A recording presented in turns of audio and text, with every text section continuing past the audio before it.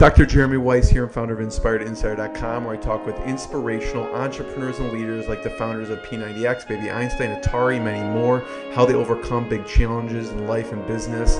This is part of the e-commerce mastery series where top sellers and experts teach you what really works to boost your e-commerce business. I am very excited. Today we have Omar Sayyed, who's co-founder and CEO of Ties.com, Scarves.com, Allen.com. It started in 2000, and they started off literally fulfilling orders out of a co-founder's living room, and they've managed to grow into the world's largest online men's and women's accessories retailer. Omar, thanks for joining me. Thank you for having me. Very excited. I've listened to a few of your, actually a lot of your interviews, and excited to be on here. Thank you for having me. Yeah, thank you. And you know what? Looking at you makes me want to up my game. You know, because you dress for success. You dress impeccably. Looking at your pictures online, and now we were commenting before, I was like, obviously, you know, being the founder of Ties.com, Scarves.com, I'm going to have you tell me what you're wearing here. So you have to explain the tie and Sure. and the pin there. Yeah. So the tie is a Ties.com, a cherry blossom tie. So you can go on there. It's one of our really popular sellers. Actually, one of those ties where no matter where it is that I wear it and no matter where I go, I at least get one person who approaches me to tell me either they love this tie or that they want to buy it and where they get it from. So it's one of our popular ties. I'm really, really happy about this design. So excited. How did you come up with it? Or where did it come from? So this was inspired by believe it or not, you know, sort of when you're in design, you kind of get inspired by anything and everything. And Yeah. one of the books that, since, you know, I told you I read a lot, one of the books that helps people who are designers but can't get focused is a book, I think it's called Techniques for Producing Ideas. Jeremy Young, who wrote it, it's a quick book, like literally you can read it like in half an hour, 45 minutes.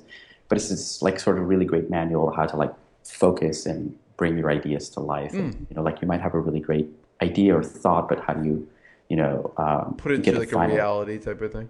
Exactly. Yeah. So this tie, believe it or not, was, I think, inspired by, I want to say, like a piece of paper or a piece of like wrapping paper that somebody had brought to me. Wrapping paper? Sort of, yeah. And so, you know, we were sitting at this like kitchen table, and it was brought to me, and I remember like sitting in my office looking at it and having a conversation with, we then had,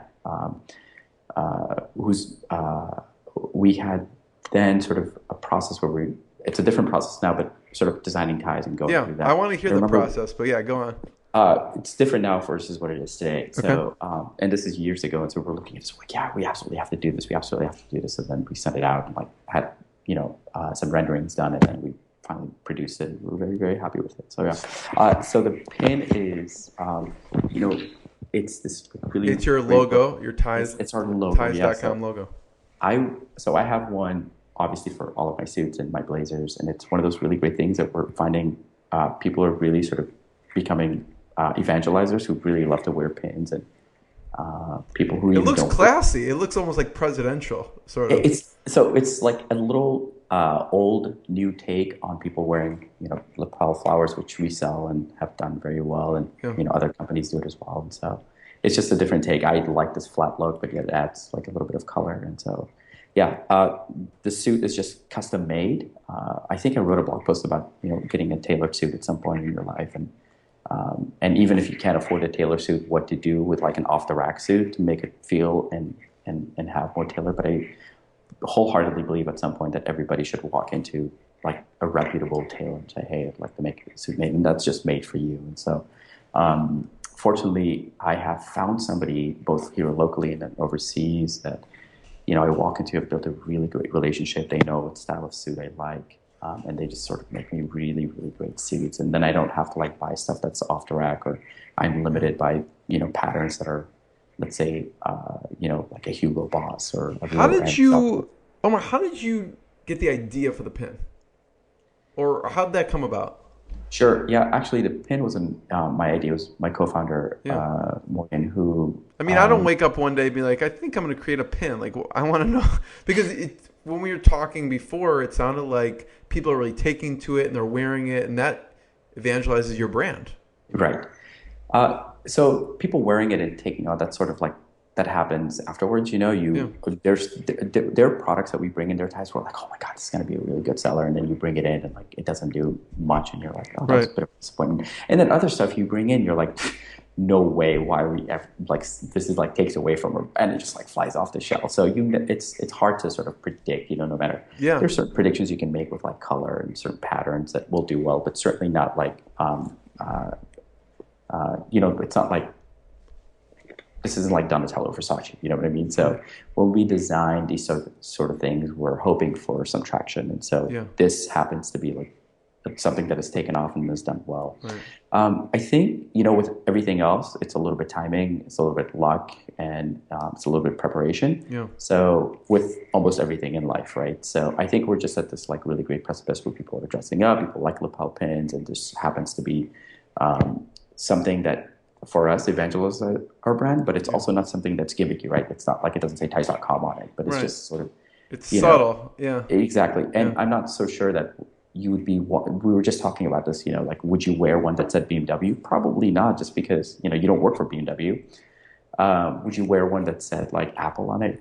Probably not, just because you don't want to be an Apple fanboy. So it just depends on like where you are in your product cycle. I think it works for some brands, but it doesn't for others, right? So I think it actually takes away for other brands, and I think a little bit of luck, I guess. What was the process? I mean, he thought of this, and does he come to you? Is there like a team meeting? Because it obviously takes energy and resources, and to do this. So ours is very simple. We have a creative director who's been with us for a very long time. In fact, he's a really great story about how we've developed talent in-house. So typically, specifically with this, usually what happens in a typical situation is, somebody comes up with an idea, and then it can be as quick as like, hey, I'd like to do this. How can we execute this? And then he'll just come up with some mock-ups. So luckily we had come up with a serrated edge Ties.com logo a long while. We have it. So on our mugs, I don't know if you can see that. Yeah. So we have it. Yeah, and it's front and center on your website. Yeah. Too, yeah.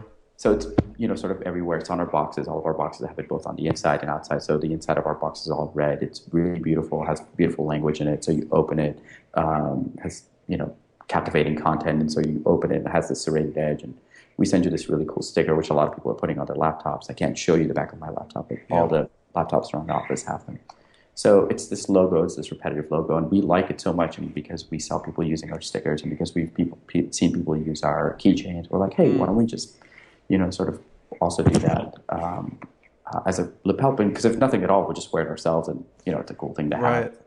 So he comes up with the idea. He keep bringing it, or someone comes up with the idea, and then the creative director maybe does a rendering, and then how do you decide? Okay, at that point, is it decided that you're going to go forward with it, or no, do you get to? Then what happens after that? So he has the rendering, and what do you do? Yeah, so I should probably preface this process. We're a very goal-oriented organization because we don't have any outside funding. So our business is really predicated on,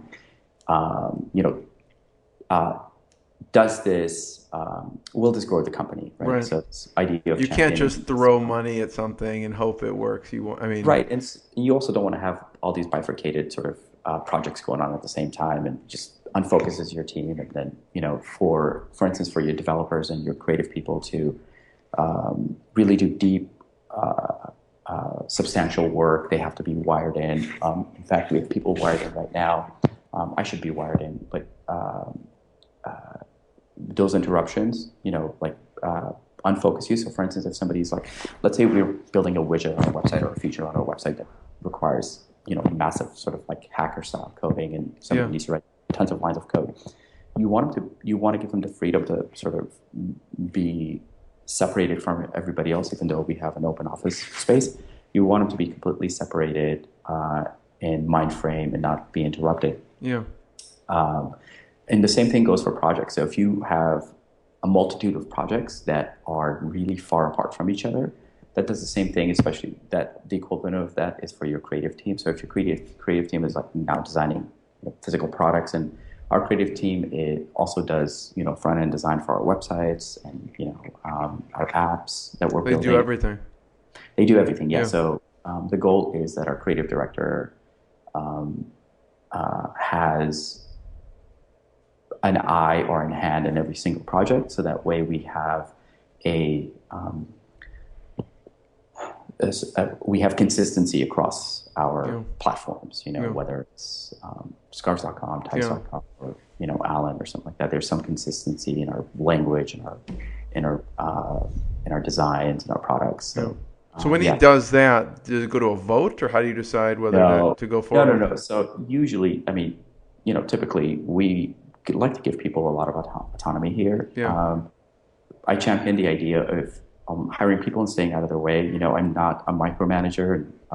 We don't like to pigeonhole people into like specific situations. We have people, who work in the warehouse who come in and they're like, "Hey, by the way, I talked to this customer. I think we really should do this because it's a really great idea." And boom, you might have a really great idea when you put it up on thing. So it's not like, well, you're not in this department, or we don't have those sort of hierarchical challenges or pitfalls. So it doesn't go to a vote if it's an idea that a few people can sort of get behind, and if we can literally in a standing meeting, if our marketing director is there and like his team is there and they're like, yeah, that would be really cool if we can sort of promote this, and we can push this out via Instagram and it would do really well, and and then we can do special ones for a targeted audience or something. Then you're like, yeah, and then the creative director is like, yeah, absolutely. You know what? This would take me no time for me to do a rendering. And then like, meanwhile, because, I do product development, I'm in China 4 or 5 times a year. I'm like, yeah, absolutely. That's no problem. You can see that process, it happening. Cause it doesn't seem like it'd be necessarily that easy. How many do you produce? Like what was the initial, do you remember what the initial run? Yeah, tons. So I think we had something like 20,000 wow. or something. To get the cost sort of like that's effective, crazy, right? Yeah. So it's I think like 20 or 30,000. We have tons of them, but the thing is that like it's your brand, and so it's your product, and so you put a little bit of love behind it. Now, would I take the same approach to something I wasn't sure of, or the price point wasn't there, and so you experiment a little bit. They're less expensive, but you still have 20,000 of these things laying around. So how do you distribute them? What's the best way when you get them in hand? Sure. So I think like right now the promotion that we've going, so we have free shipping to anyone in the country. So if you live in the lower 48 states, you can happily receive our products for free, and you don't have to. There's no minimums to buy, and so we have a really easy return process. But if you hit, let's say, a $45 price point, we send this out to you as like a thank you for spending a little bit more money with us. You're not just buying a pair of socks or a lapel flower, a couple of pairs of shoelaces. Yeah. So that's just a way of say, hey, thank you for wearing this, and and I think people really, really love it because we've had people who return like one item. They're like, oh, can I still keep it? And we're like, yeah, dude, totally. Just you're like send the pin back. No, we totally get people will chat. And they're like, hey, really like this. Can I keep it? And we're like, absolutely. You know what? Even if you're sending everything back, you can still keep that. So. Right.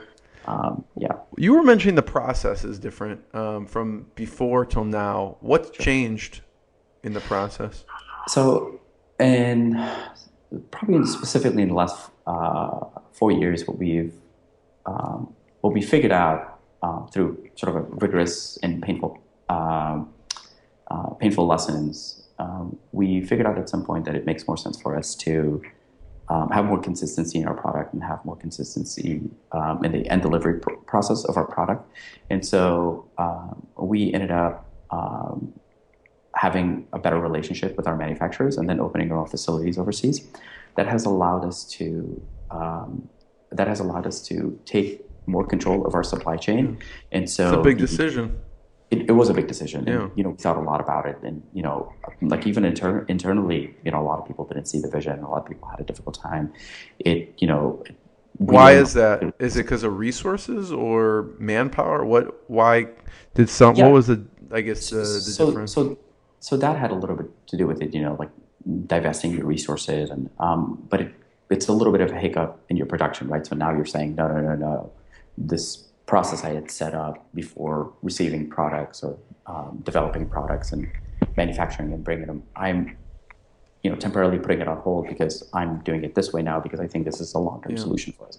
So when Because you get control. With this you get, process, you get a lot of control.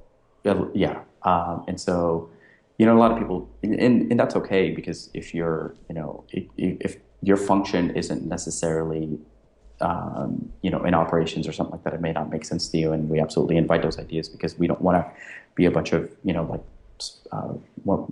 want to be a bunch of people who are like just driving people but don't necessarily see the end vision, and we can't see pitfalls. So we really like the idea of people, of our people, especially our department heads, but anybody in the company to say, hey, I really don't agree with this sort of standpoint that you've taken. I really think that we should have done this or we should have done that. Yeah. So, we had people who came up to us sort of like midway through this process, like, hey, did we make the right decision? Was this the right decision? But even in the beginning, too late.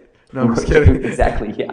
No, we're in it now. It's happening. So, what was the hardest part about setting up manufacturing? That's like a whole different skill set and. Yeah, absolutely. Yeah. At one point, I just realized that emotional intelligence is really important, but also this. I have to change my cultural lens through which I do business in America versus how I do business in overseas. And that's probably a really significant thing. And I was just actually at HustleCon and I heard, and I'm terrible at names, so I'm going to forget his name, but he is a product developer and co-founder of Casper. They make mattresses out of Santa Monica. Yeah, sure. Really, he had given really great pointers about your supply chain and the being over there and taking control over your process is something that's absolutely crucial. But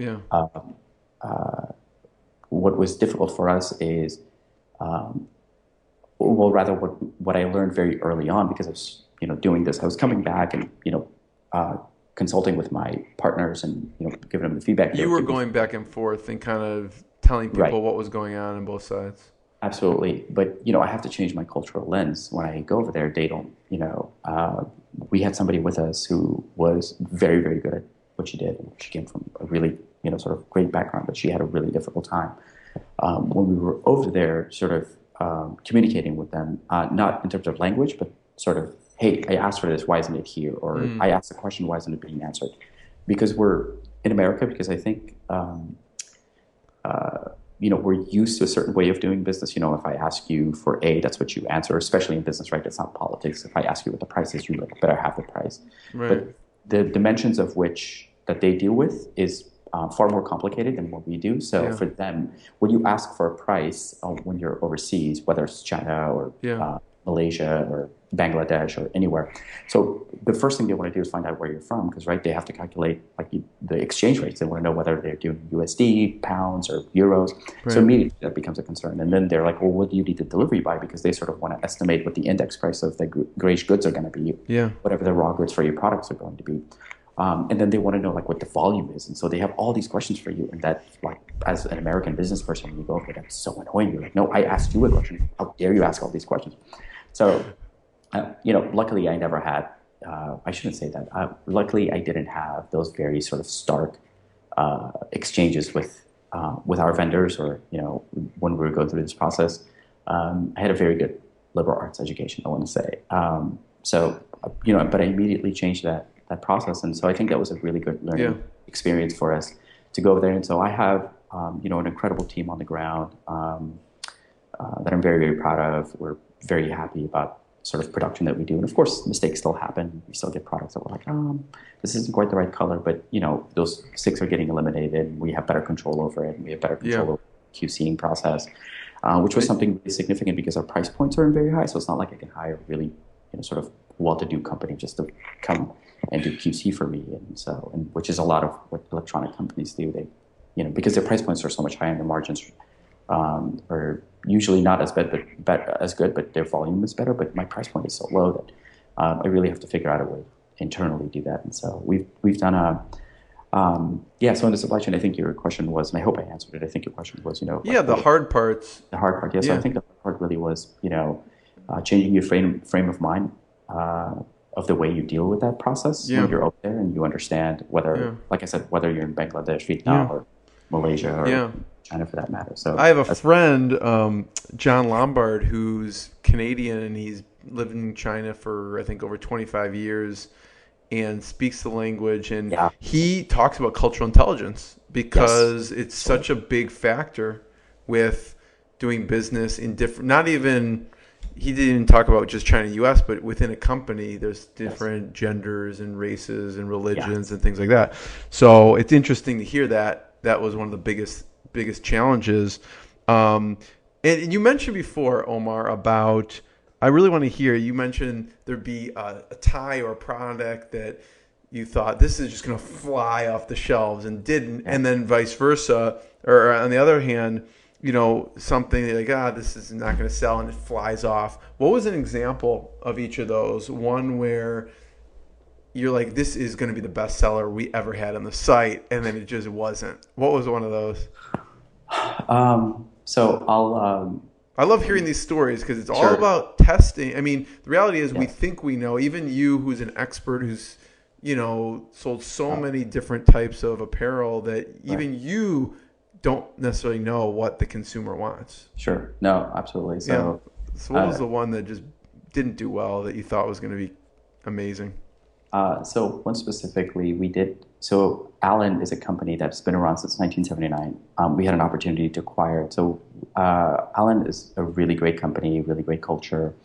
And if anyone And checks out Allen, it's ALYNN.com. And they have just really funny different patterns. One was, oh, what was it? There's a what was one of the? I was looking at it last night, and it was like just funny, like a chick magnet. It's like a yes, baby chick and just a like a magnet, and just magnet. like different things like that. Yeah, a lot of pun on words, and so you Right. we take those ideas and sort of illustrate them Yeah. into these really it's called conversational patterns.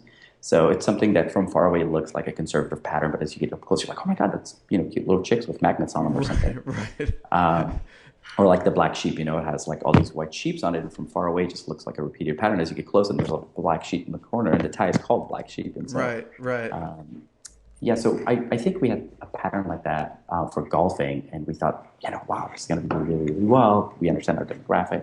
They play golf, and I this agree. Yeah, that seems yeah, like a slam dunk. slam dunk, right? And so they did really, really poor well. And we just, like, is it the color? Is it just the patterns itself? Just did really, really What poorly. was it? What was the color and the pattern? Sort of, I think like one of them was like sort of a sage green, sort of a lighter green, Hmm. but they didn't do very well. And I don't know, we don't know whether it was, we assume it was the color and maybe a little bit of the pattern, but I think it was a combination of both.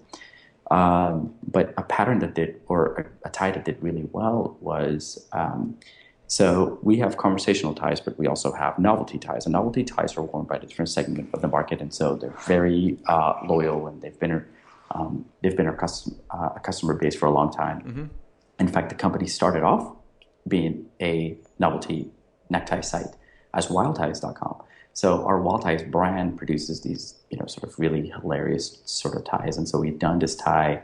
We have an in-house artist who draws this tie with this rabbit who takes, it's called like the art of prestigious or something like that, right? So it's this like magician that's pulling this rabbit out of the hat, or it's a rabbit that's pulling something out of the hat itself. And I remember looking at this and I was like, oh my god, this is terrible. This is exactly what I was telling you about, right? Like, do I want my brand associated with this? And You're thinking no one's ever going to buy this. yeah, because you're like, I would never wear this, but and I think like if you listen to a lot of stuff that Heaton says, you're not designing the product for yourself, right? And so one of the things you have to do is like test to see whether or not people are going to buy. And so we just did a small run and just flew off the shelf. And sometimes like when I see stuff like selling, I'm like, are people just trolling us, or are they Right, just like who buys that? yeah, no, but the Reddit community absolutely loves the stuff that we do. So that's done. So that's an example of a product that I personally didn't think would sell well. But I Right. will say that there were people in the company who were like, "Oh no, this is going to sell," because I think they Really? understood Well, the someone in the company had to think of right? it. would. Somebody who was like, "Oh, this is going to sell really well." So I think that just comes to mind where we anticipated that would sell really well. But I guess another example, since we don't have to make it about neckties, so we sell Tyrex on our site, and so we brought in we produce and manufacture our own cedar tie racks. They're genuine cedar tie racks. Uh, uh, and all the cedar products rather are genuine cedar, and so they smell really good. There's, the warehouse just smells really wonderful when you go to that section of it. Right. But we had done this tray that we thought were going to do really, really well. Just because I'm sort of an organizer, and so for me everything has to be organized. So we've made this like really beautiful tray that you could put on top of a dresser. We could, it's not quite a valet because it's a little bit larger. So it's meant like for you to, maybe put your watch down and your phone down. Like at the end of the night, like cell phone, watch, something like super wallet or something like that. Wallet, something super cool. You put your iWatch down or your iPhone and your iWatch and your, like maybe your money clip or something, and something super cool and rugged. Or you could just put it in your drawer and just sort of line up your ties or your socks. It just, didn't do well for us. But alternatively, we had brought in the same line, we had done this really simple tie rack that just screws into the wall, and this, like, we can't keep it in stock because just people just buy them, because I think it's just the simplicity of it. It's a tie rack you just mount and put your products on. Like, people just love the simplicity of it. It's beautiful cedar that you can just screw it to almost anything. The back of your closet. If you have a wardrobe, you can just on the door of your wardrobe. So. I think the simplicity of that product just made it that much more appealing. Yeah. So Omar, what's the process of launching? And I'm curious about that golf tie, right? Your process of launching and then cutting the losers and then increasing the winners. So like that golf tie comes out. Do you always get, okay, we're just going to get a certain amount, and then where do you release it to test it? How do you test it? And then how do you determine whether to cut it or not? Yeah, so you've asked a really important question, and because we have a lot of active SKUs at any given time, I think last I checked we were a hair over 7,500 SKUs that are active. Yeah. So we have, because we started... And probably the combinations are a lot more than that, I would think, because I think... Where was I going? You have a really cool, I don't know if it was the scars, but you could choose, or the shop, it goes like color and then ties. Size. It was the ties, yeah. So on ties.com, the way we do product relations, you can look at different, if there's a specific pattern that you like, you can look at different sizes that we offer that. So if it's a skinny versus regular. Right. You have type, extra long, color, pattern, material, and brand. Yes. There's like infinite possibilities here. Infinite possibilities, yeah. We started early on. Unfortunately, there weren't a lot of tools out there. Right now, there's tons of analytics like Stitch Labs and all these really great software that you can sort of plug into whatever platform you're running, and it gives you the data, and you can do it. So we've been developing our own software as we go along. Like I said, we have a really great development stack here and development team that we're really, really proud of, and so. We do a lot of our own data analytics. So we have an X number of products that we bring in, and then we test it. And then if it doesn't do well, those get cycled through. It's, very simple process. I'm sure a lot of people do it. And so the ones that do sell, we bring it in. But some of the products that do really well, we don't necessarily bring it back just because it's passive time, especially for some of the brands where it doesn't make sense. So for instance, our ties.com brand itself, branded neckties, those products, we do a lot of fashion products and a lot of pattern development. The average person that buys that sort of necktie, they're not necessarily interested in seeing it the next season, so they want to know what's coming up next. Really? So that's a tough business. Yeah, so it's a tough business only because you sort of have to always remain creative and come up with new stuff. But we've been happy with the process that we've sort of developed in house that enables us to. There's never, a shortage of ideas about what to do next. Exactly. But you have to cut the losers, that aren't selling. So how do you do that? Like, do you push it out I guess I'm wondering, do you push it out in the newsletter? Do you put it on the homepage? What do you do to test it first to see if it's actually going to sell? And how do you know if that's even an accurate representation of what people buy? So there's when you have a physical product, it's really, really difficult because, there's obviously money that you've tied to it, and Yeah. there's sunk cost that You has got to gone get into rid this of it. product. Yeah. You got to get rid of it. Yeah. So it's a combination of it's a multitude of things. We have a lot of people who come in and they have sort of mom and pop stores that are willing to buy it. That's an avenue to get rid of it. We do have a very sort of active customer base who is really interested in buying things that when we do offer, like a lower price, or when we offer. Because you have the analytics to say this group of people likes discounts. So if you Yes. you know who to push it out to if you Yeah. need to discount it and Right. push Yeah. the inventory. Yeah, and so in products that we're just really unsure about, where 50% of the people are like, "Oh, this is not going to do well." 50% of people are saying that it's going to do well. We just don't try to. We try not to overdevelop in that process, or we try not to overproduce rather. So we sort of put our toes in the water, and again, having more control over our supply chain gives us the ability to do that a little bit at a lower cost. Where before, when we were going to manufacturers, you're paying a lot more money to go through this testing process. So, I'd like to say that we don't have a lot of products that don't do well just because the carrying cost just becomes excessive after a while, and you're like, oh, I do need to get rid of this product. And I think that's the very first thing you learn when you are in a space where you sell physical products. And, you have a lot of people who've come on who sell physical products, and I'm sure they'll sell you the same thing. Like, you can't keep these losers on because there's a carrying cost. And then when you're thinking about introducing a new product, or you're thinking about introducing new products, you realize that you're running out of room, for instance, right? Like, that's a real concern. And so you have to figure out a way to get rid of them. So that is a concern. Yeah. So what are the best sellers? What are some of the best sellers? So talk about ties.com, then we can talk about scarves.com and allen.com. Ties.com, what are some of the top sellers? So categories are actual products. Products. Yeah, so it's actually not very... So categories? So, I mean, I guess I'm making assumptions, right? I'm just assuming on ties.com, neckties would be the best category. Yeah, is that wrong? Okay. So just by like sheer numbers, okay. More neckties than anything else, absolutely. Right, because you have skinny ties, bow ties, novelty ties, tie racks.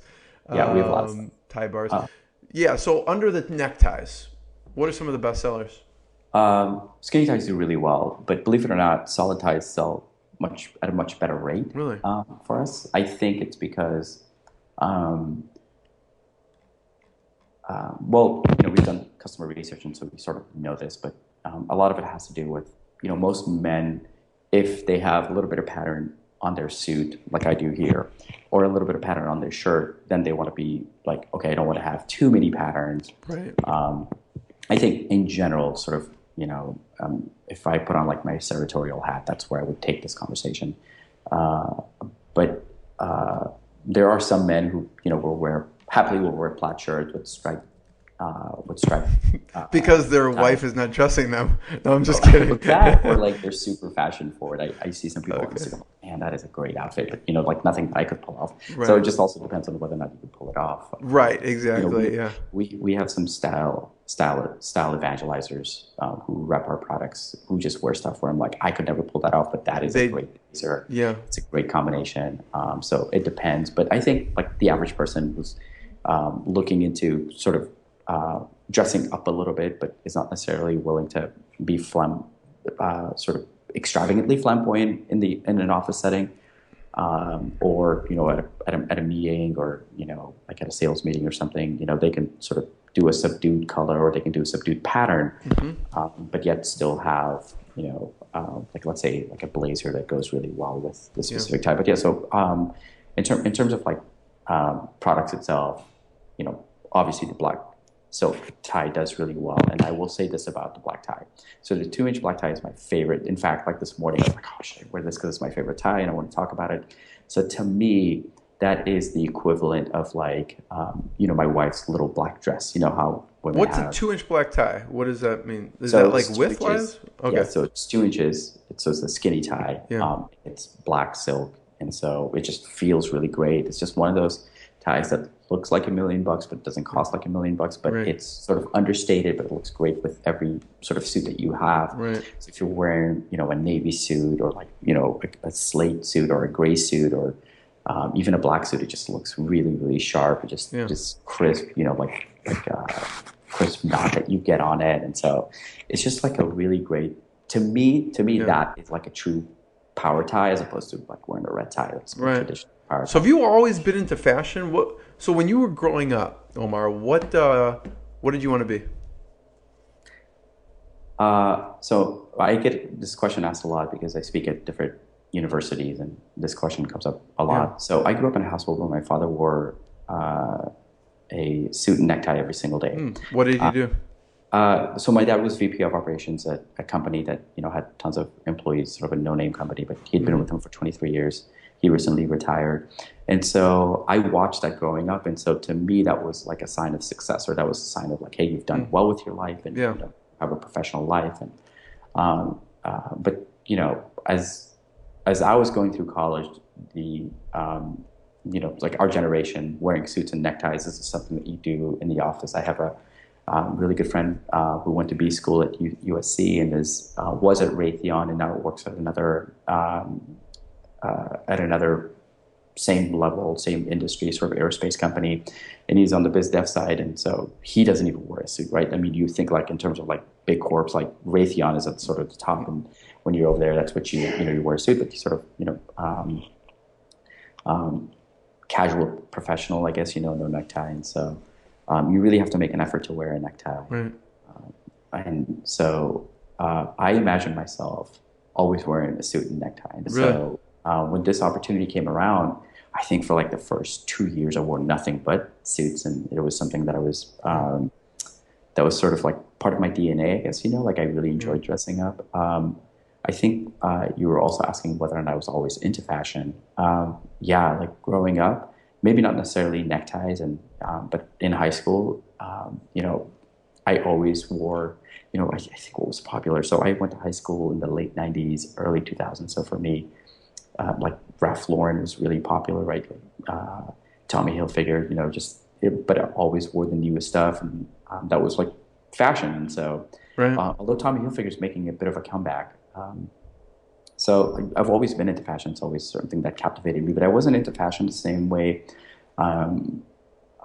So a lot of our stylists are, they're a little bit younger, but they're really, really into fashion. They're evangelizers, they are promoters, they are, that has never really appealed to me. I enjoy fashion and I like having my stamp on fashion, but I am not, I'm not like avant-garde, I don't create stuff for myself. I had a girl who went to college with me. She wore really, really obscure outfits, cool, but sort of really out there. But she made her own clothes all the time, and I thought super. It's a super, different level there. It's a different level, yeah. So tell me about the beginnings of the company. I said the front is fulfilling orders out of the co-founder's living room. I'm looking behind you. You have like an amazing, spacious office, but it wasn't always like that. Tell me about the beginning. Yeah. So, in fact, the two partners, Morgan and that we have here. So Morgan and David had started the company prior to me joining. Obviously, I think when they started the company, I was graduating from high school, and they had come from kpasta.com, and it was one of those companies that went through the .com bubble and it burst, as their company did. As many companies did at the same time. And so they'd gone through that really great ride, and they IPO'd at one point. And so when they both had left the company, Morgan made a conscious decision not to ever work for anybody. And so, he was like, listen, I am smart and I can do this myself. And, why don't I figure out what I want to do? So I think like there's a story floating around that at one point, like he had to make a decision about, do I want to sell, this product, or do I want to sell this product? And so he decided on doing neckties because he had seen the margins, and so he had seen how well they sold. We're talking about late 90s, early 2000s. So yeah, he got into the business, and he I think borrowed some money from his grandmother, and he had obviously some money saved himself, and he ended up like getting everything, and it was sitting in his home or apartment, and he was This was shipping like ties, just tech ties. ties, yeah, Yeah. purely ties. So the domain originally was Wild Ties. Um, so yeah, Wild Ties launched, I think, in like '99 or 2000 or Mm-hmm. something. And, that was the start of the company, and since then, then he moved from Arizona to California, and then that's when the company started gaining a lot of traction. And then I joined about 10 years later when the company had gone through uh, a bit of an arc. And so when I came on, again, I don't want to use the word pivot in the Silicon Valley way, where you pivot from building websites Because to that's the distinction, right? It was an evolution before, yes, and then you shifted, and that's kind yes, of where you came on, right? And yes, that's why it's kind of he had kind of started a company that it kind of shifted, and that's why you're kind of the co-founder as you yeah, shifted. So, what was it looking like before, and what was it looking like after you shifted? sure. So um, they've gone through a few acquisitions, bringing on new brands, bringing on new companies, but also the marketplace changed. Like Amazon had launched around the same time in '99 or something like that, and they had done really well by becoming sort of this marketplace for everything. And Yeah, huge. obviously the company opted never to go in that route. They didn't want to raise money especially because of the experience they had with Kpasa. So what the original intent of the company was versus what it had morphed into, just by way of its growth, it had lost its focus. And so when I came on board, there was just a plethora um, of of websites and myriad of tons of brands, and so the focus was a little skewed. And I think one of the things that kill businesses isn't um, all the no's. What kills your business is the maybes, right? If you don't do enough analytics Right. behind your products, or you So at the don't. time, did they have too many choices? Would you say? Yeah, so we had Wild Ties, we had wildties.com, we had neckties.com, we had ties.com, and so and the reasoning for it was valid. It made sense from a certain standpoint, but just shifting that focus um, helped us really gain an identity as opposed to having three or four identities or five identities. Mm-hmm.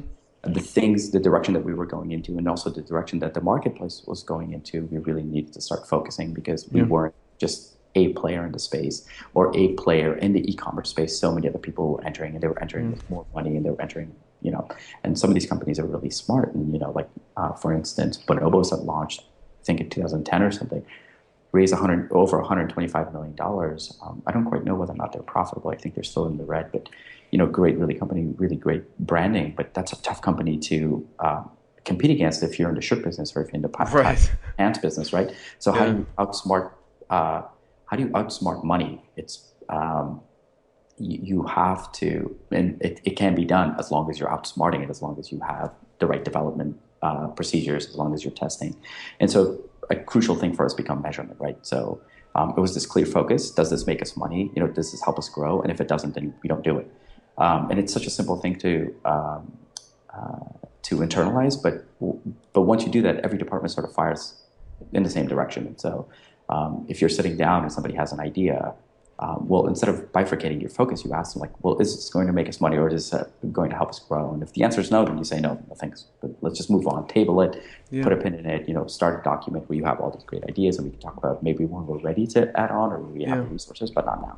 What Uh, What did you do when you came on board to help them grow? Because what's interesting is there's not a lot about you online, but what there no. is about you is you have probably more LinkedIn um, people giving you praise than I've ever seen. And Yeah, so I was able I don't know if to. that's a good thing or a bad thing. I mean, I've never seen more positive LinkedIn. Yeah, I don't know what you call them. recommendation. Recommendations than you had, Uh, and so it's people saying like you had vision. So I'm wondering what you did when you came on that really drove the company. so I focused on talent. So I wholeheartedly believe that if you treat your people right, and if you support them right, and it's not just being nice to people, right? Yeah. It's it's getting them to be the best that they can be. Yeah. If you do that, they will take care of your customers, Yeah. and if they take care of your customers, then the money will come, right? So, Right. for me, that was Yeah. one of the things that I really wanted to focus on, and that partially also means redeveloping the culture that the company had built. Yeah. So, a lot of co-founders or a lot of founders, when they were building the company, as they're growing it or scaling it rather, they're part of that conversation, they're part of that narrative as they're building the culture. I came into a narrative that already existed, right? So how do I insert myself into this where some of these people had worked together for a long time? And so the average employee has been with us for 7 years. It's a very long time. Right. And so how do I come in there? And we have two people who've been with us since the beginning, and we have, including those people, another four that are hitting their 10-year mark within like the next 6 to 8 months. Yeah. And that's a big deal, And so Sure. when you come into a culture, what can you do to not be so Napoleonic about the process, Yeah. but getting to understand like, hey, listen, that's the way you used to do it, but I really would like for you to try it this way. And if it works, then that's what we're going to do. Yeah. And so that's what I came into. And I think my challenge was, it's a really great challenge, and I don't want to diminish this because it absolutely is. When you're scaling your business, to keep your sort of culture, the things that make you That got you there. who you are, Yeah. right? That got you there, and the things that make you who you are, and the essence of your company. But it's quite another thing to come into a company that already has some culture, whether good or bad, and for you to sort of shift that focus. And so, that's one of the things that we did very early on is develop the right talent, bring on the right talent, and then invest in that talent. And then they in turn produce really great work, produce really great products, take care of your customers on the customer side, deliver really great product to the end user. And so therefore, your customer's happy, and then they evangelize on your behalf, and then your sales will grow. So that was one of the things. The other thing that we did was this unwavering, like, this is our focus now, right? So whatever list you have, I'll take a look at it, but let's just focus on this for right now. And so giving What was that when you came on? What was that focus? So it has shifted, and so every couple of years we change our focus slightly as we reach these goals, right? So I think our very first focus was, I think this was more internal for us. When I came onto the company, we had a lot of debt that we were carrying. We had a really large company by way of people, and so it was like, hey, how do we stop running in the red? And everybody knew that. Everybody knew that we were running in the red, and I want to make that clear to people. And so that was our first focus, I think, for the first like 8-9 months or a year. And then as soon as we accomplished that, then we moved on to how do we grow? And then as soon as we accomplished that, it was how do we take control of our supply chain? As soon as we accomplished that, we moved on to how do we grow our email list? And as soon as that accomplished that, so some of these goals are obviously always ongoing, yeah, right. So you're never going to stop growing your email list. You're never going to stop doing really great content. You're never going to stop bringing in new products, right? So some of those goals are going to continue, but having those goals, it's as silly as it sounds, all of a sudden the creative director or whoever's in charge of your creative or whoever's in charge of your development department, they're not so much worried about all these other things that they're thinking. They're focusing. They're saying, listen, our goal this year is really introducing features or fixing features that we have on our website. So let's focus on that. Right. And I think the beginning of this year, and we're going to change our focus in the next 2-3 months, because we have our own software. Our CTO was like, listen, I really want to focus on this. And so, his focus has been not necessarily adding on new features and not necessarily breaking this idea. It was how do we button up all the projects that we've done over the last 6 years? Because, because we run our own software, sometimes you glue things together when you don't, we really shouldn't be. So we've done that, and I think we're 2 weeks away from getting out of that project. And like I said, over the next 3 months, we're going to focus on another goal. Yeah. So Omar, what I was saying is one of what I've noticed the superpowers you have, and from interviewing previous founders, is what really helps with scaling is talent acquisition and building a team. And that seems like you do that really well. What are some things that other people should be looking at doing to build a team and to be better at talent acquisition? So I'm just ending this. Talent acquisition is very crucial to the growth of your business, right? So, and one of the first things that you have to look for is, and of course, we've made some of the same mistakes, but fit.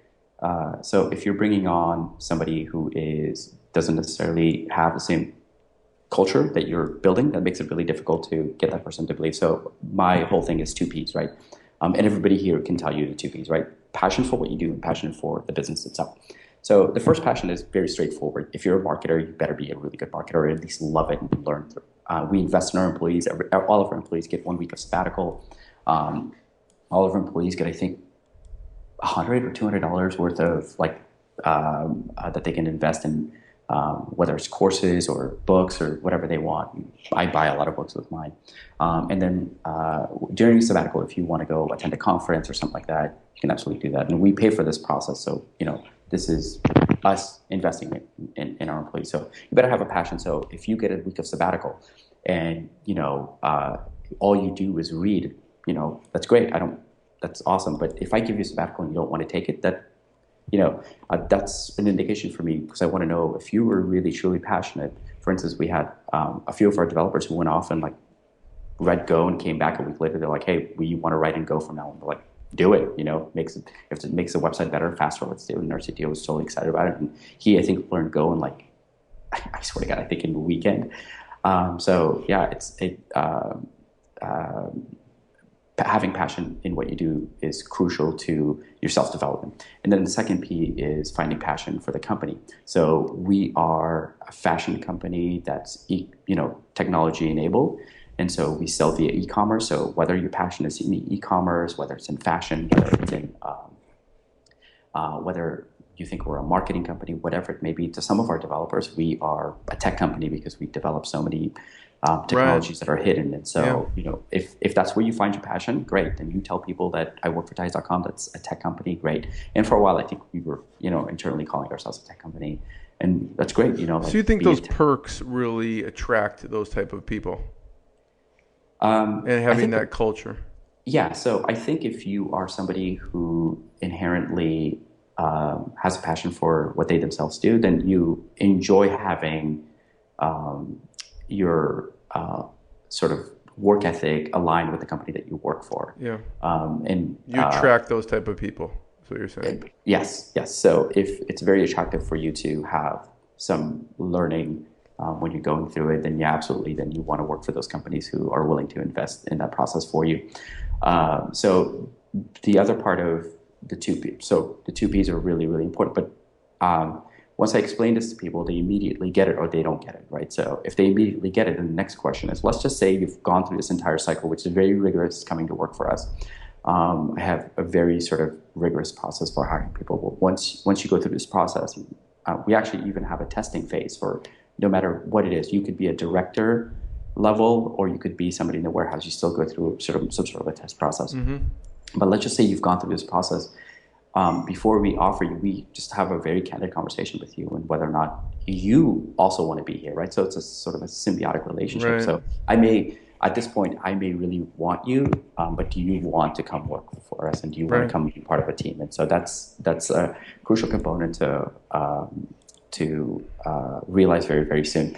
And I think one of the things that, since your question was, what do other people don't, I think they should do. Once you've hired them, and everybody makes mistakes, right? Like Jack Welch, I think, who's apparently like the best hirer out there, he says even he makes mistakes 20% of the time. But I think the average industry is like 50% or something, and we're nowhere near that. It's not like I let go of 50% hiring decisions we made. But the next step for you is, Jack Welch talks about this. The next step for you is letting those people go, right? So the wrong employee, I think the analytics out there is like 3 times your annual salary. So if you hire somebody, $100,000, that's $300,000 that you're going to lose. So letting those people go, because I think, and you do it in a respectful manner, of course, but nevertheless, the sooner you let go of that person, the sooner they are able to sort of move on with their life and figure out a new job or figure out a new path. But also, you're that much quicker at finding the right person. So I think that's all of it, right? It's really great to do all of these things, but what if it doesn't work out? What do you do next? What's the next step? The next step is you let that person go respectfully. You hire the right person. So yeah. And I haven't.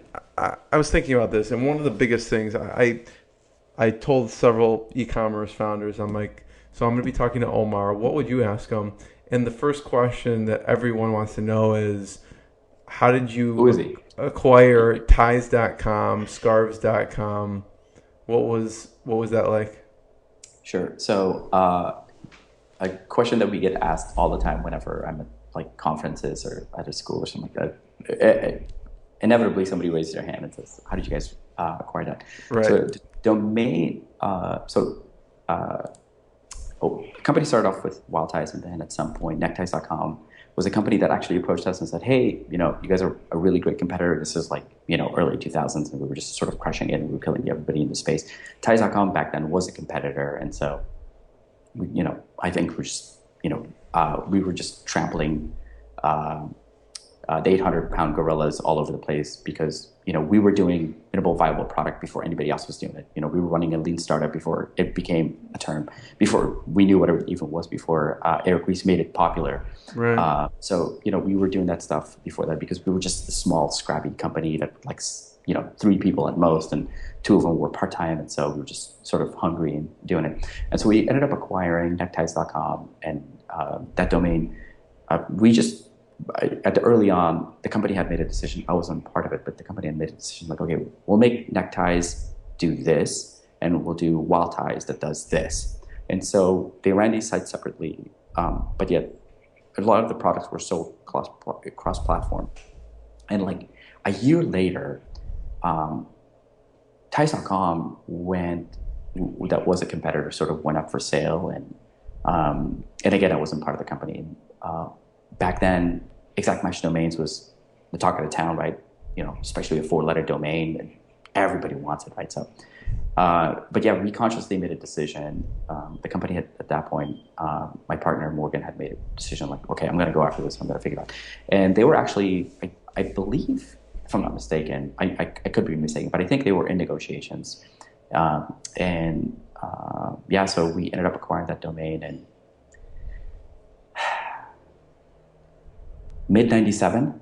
So, Really I'm sorry, mid 2007, Okay. right before everything was going to go to shit, right? So, yeah, we acquired this domain, and there were a lot of mistakes that the company had made. The company you were acquiring, you mean? So the process of acquisition was as best it got handled as best as it could, but the bringing it onto our infrastructure, there were a lot of mistakes made from a marketing standpoint and from a launch standpoint. Really, really big mistakes, and so it took us a long time to start go through that. But then we had just added one more property that now became the flagship, right? So you'd bought like neckties.com a year before, that was your flagship, and now you have another flagship. So then you're like, oh my God, what am I going to do now? So you had all these like flagship properties all of a sudden. So, but the bread and butter was Wild Ties for a long time, but yet you had all these other companies. But yeah, so we acquired that company, a 4-letter domain, and since then it's morphed into something else than what it originally started off with. But the essence of it still is what that scrappy little company was. So has it ever been disclosed what the acquisition was of ties.com? It's never been disclosed, and a lot of people ask, and we just, I think it's now become a gimmick, so we just don't like to disclose it. No one ever discloses it. Well, so let's just put it this way. It's a 4-letter domain, bought during the time where Google was like championing exact match domain. So, just imagine what that value would be. Yeah. I'm not going to make you say, but I'm guessing it's over 7 figures for that. Can't comment, but yeah. I have to ask. You have to ask, yeah. Yeah. Not quite that much. Not quite. How'd you meet your co-founders? Different points. I think somebody had introduced us at some point. I had gone through a bit of an epiphany in my personal life about schooling, and somebody, I wanted to go to law school, and I sat across somebody who was at Latham Watkins, which is, if you know the law industry, it's one of the top firms, and they have a big presence out here in LA, and of course all over the world. Actually, it's one of those firms that, like, when you watch great movies, and that's what they talk about. Great firm, and my goal was to work for a firm like that and go to a T1 school and do really well there, and intern for a judge and work at a really great law firm my second year, and then get a kick-ass job at a kick-ass firm. And he sat me down and he walked me through this, if you are interested in, I'll tell you about it, but he walked me through this really depressing story about what the typical attorney is like. And I looked at him, and I then and there made a decision that it wasn't for me. And so I'd gone through this epiphany, and I went home. And at the time, my brother was in medical school, and so I had this conversation with my parents. And of course, originally being an Afghan, there's here are your career choices. Everybody knows this: doctor, lawyer, engineer, and that's it, right? Professor, maybe, possibly, but not quite. So there's not a lot of history of successful business people, especially from Afghanistan. So you can't really look up to it. And there's not a lot of role models there. Not a lot of role models. But I'd gone through. So I had a very successful exit on my first company that still exists. This is International Wireless. Yeah, that still exists and does really well. It's actually a couple of miles down the road from us. Do really well, very successful, just built really great products, and was very proud of that very early on. I learned a lot from that, both interpersonal communication skills, patience. When you're 19 years old running a company or helping run a company with, I had started the company with my uncle. It was a lot of sort of family turmoil, but learned a lot from it. And then my second company went through an acquisition that was really great on paper, but nothing really. It was just one of those notches on your belt. But I learned a lot from there as well. And so I'd come up through that cycle. I just graduated from graduate school, and I just turned in a dissertation. So I ran into Morgan, and they were going through this process. They were actively looking for a COO and or somebody to come in and help in operations. And I think he was like, yeah, hey, come on down. I want you to meet the rest of the team. And it was actually a formal interview, but the process, the way it happened, I actually came in, there was 13 direct reports that interviewed me. So it was designed by committee. So everybody sat down, and, they were just really, really, like I said, I had come into a culture that already existed. So I came in, and there were a lot of really tough questions that were being asked. And all these people knew that at some point, if I was being hired or anybody else, you'd be their boss. Right, exactly. So I think that made that process. I think that tainted the process a little bit because it's hard, right? Because you're interviewing your boss. And I came in as the youngest person when I came on. I was, I think 26, 27 years old, so I was really young. So yeah, I came on, and because I think I had a lot of experience, and that's how that process went. But yeah, I met Morgan sort of randomly through, I think, a friend or something, and we just had a casual conversation. But finding the right co-founder or finding the right people to work with is an essential part of anybody, whether they're nascent in their career or thinking about becoming a co-founder with a company or with another co-founder. Finding that you can work well with somebody is just like marriage, right? Yeah, exactly like it. Yeah. It's exactly. You probably spend more time with it. Absolutely. I spend more time with Morgan than I do with my own wife. Let her watch this. Yeah, absolutely. Yeah. My wife knows that. But sometimes Morgan and I were just, we're just at odds. But you go to lunch and you come back and you're laughing about something, but you have to be able to understand that those things happen, right? So, be respectful enough of somebody else's views, but yet finding the right people is important. I think that was a long-winded way of answering your question, but somebody had introduced us. Yeah. So how many staff do you have on site?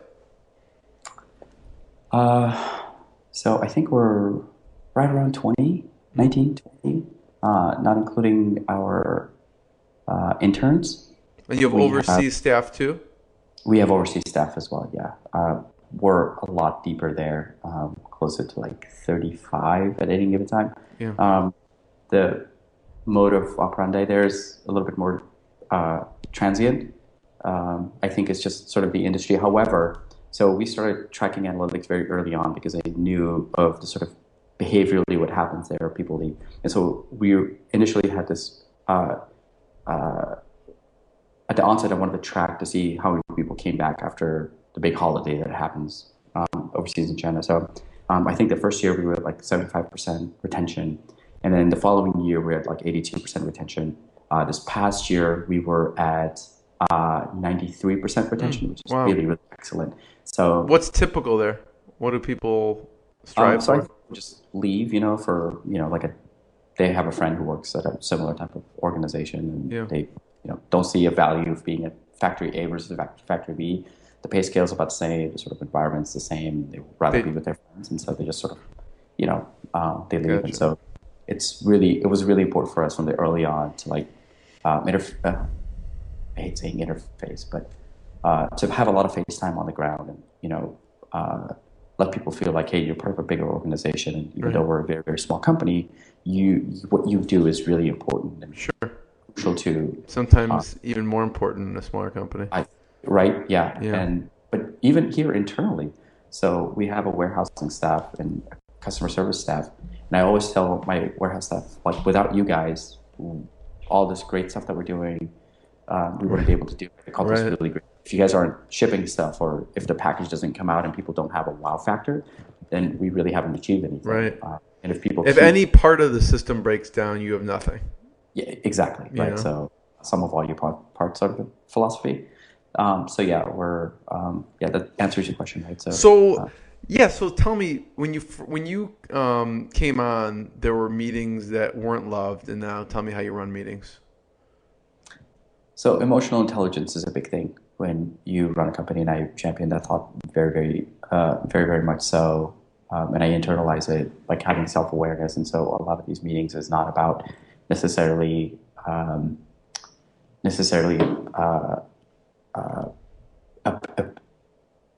most people who are in these meetings have now realized, like, look, if somebody says something bad about my idea, it's not necessarily me, it's the idea itself, right? So people don't take it personally. Yeah. So that's the first thing that you really have to realize. And emotional intelligence is a big thing. And so we have these meetings that are very quick, and we really focus on meetings that are, like, it's essential for you to be there, so you're not sitting in a bunch of meetings that have nothing to do with you. Because this one was how long that you just had? Literally 15 minutes. 15 minutes. And so what's the format? So usually when we meet, there's like a bit of an agenda or a topic that needs to be discussed. So for instance, we're launching a referral program that we've been meeting. And so this past 2 weekends ago, we were in Arizona with the core team. And once a year we get away and work on a really cool project or, do some, bonding and a little bit of drinking. Right. But we started this referral program and we got a lot of the stuff done, but, we're sort of buttoning things up. And so there's sort of the workflow that we had to work through and some design elements that were being changed. And we're not, of course, in the tradition of Wild Attire. We didn't want to use a third-party provider. We wanted to do it ourselves. So there's some analytical tools that we needed to add to the project. And so ostensibly, like, it's a quick meeting and saying, hey, listen, these are the things that need to be buttoned up. Where do we stand on this stuff? And then what do you need in terms of assets? Because it's great to project manage this, and to not like let people get up, but it's really great to get everybody together and then immediately you're like, oh, that's not what I thought I had to do, or I thought I returned that into you. Let me just check my email, or let's go into Asana, or let's go into Slack and find out whether or not, I did do that. No, I did send that to you via Slack. And so you're there with your laptop. It's not quite a standing meeting, but it feels like it. So is it like a Scrum methodology? Is this where it comes from? Yeah. David, our CTO, is all about Scrum. So absolutely, there is just an element of like, this is what we're working on. This is the focus. I mean, like once a quarter, or at least once, twice a year, we have, these sort of like bigger meetings where we talk about goals, and we talk about our vision, and we talk about our focus. And so these meetings are to make sure that you're only there to understand what's happening and that you're caught up in the loop. So you never have, like, oh, I don't know what's going on. Right. I'm sure, it's different when you are a founder or because you're so entrenched everything, but when you get to a certain point, not everybody knows everything that's happening, even if they're part of a project. Right. And so that's been our focus too. Yeah. Our mission rather. So to make sure today's that, meeting was about the referral program. yeah, So yeah. tell me how does it start? I'm just interested because this is the real stuff that would be interesting because people may be running meetings wrong and they may not be doing any meetings and be like, maybe I should be doing meetings, right? Yeah, so um, definitely have meetings. There is an element of discipline that is required for holding meetings, right? So I feel like discipline is just one of those things that is transferable in life, whether it's Yeah. going to the gym every single day or playing a sport or Yeah. playing or reading or doing something that is a little bit tougher and takes you out of like your comfort zones. How often Uh, is this meeting? Is it every week or how often? no, it actually is primarily predetermined by the scope of the project itself. So there are meetings that I am not a part of, and I like to think that the people who have autonomy over those meetings are really good at what they do, and I don't need to interject my opinion and everything. I like to know everything that's happening in the company, but I don't need to be a part of the process itself. Yeah. Um, uh, like the one thing I always say, the universe always finds a way to test your resolve, right? So uh, if these meetings, like I said, are meant to solve a problem. You're not, like this isn't like we don't hold meetings just for the sake of holding meetings. Yeah. But your question was, do you or should you hold meetings, and how do you hold them if Yeah. you're not holding them?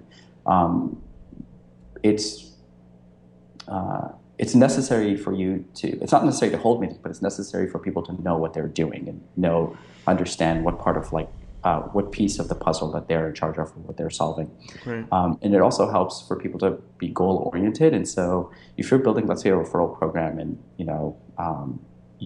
we don't want a rewards program, right? So somebody might be building something that's really meant for a rewards program, or they're thinking in terms of a rewards program. So the research that they're doing is they're coming back with all these really great ideas, but you're like, oh, no, this is what we want, but they weren't part of like that initial meeting, or they weren't part of subsequent meetings.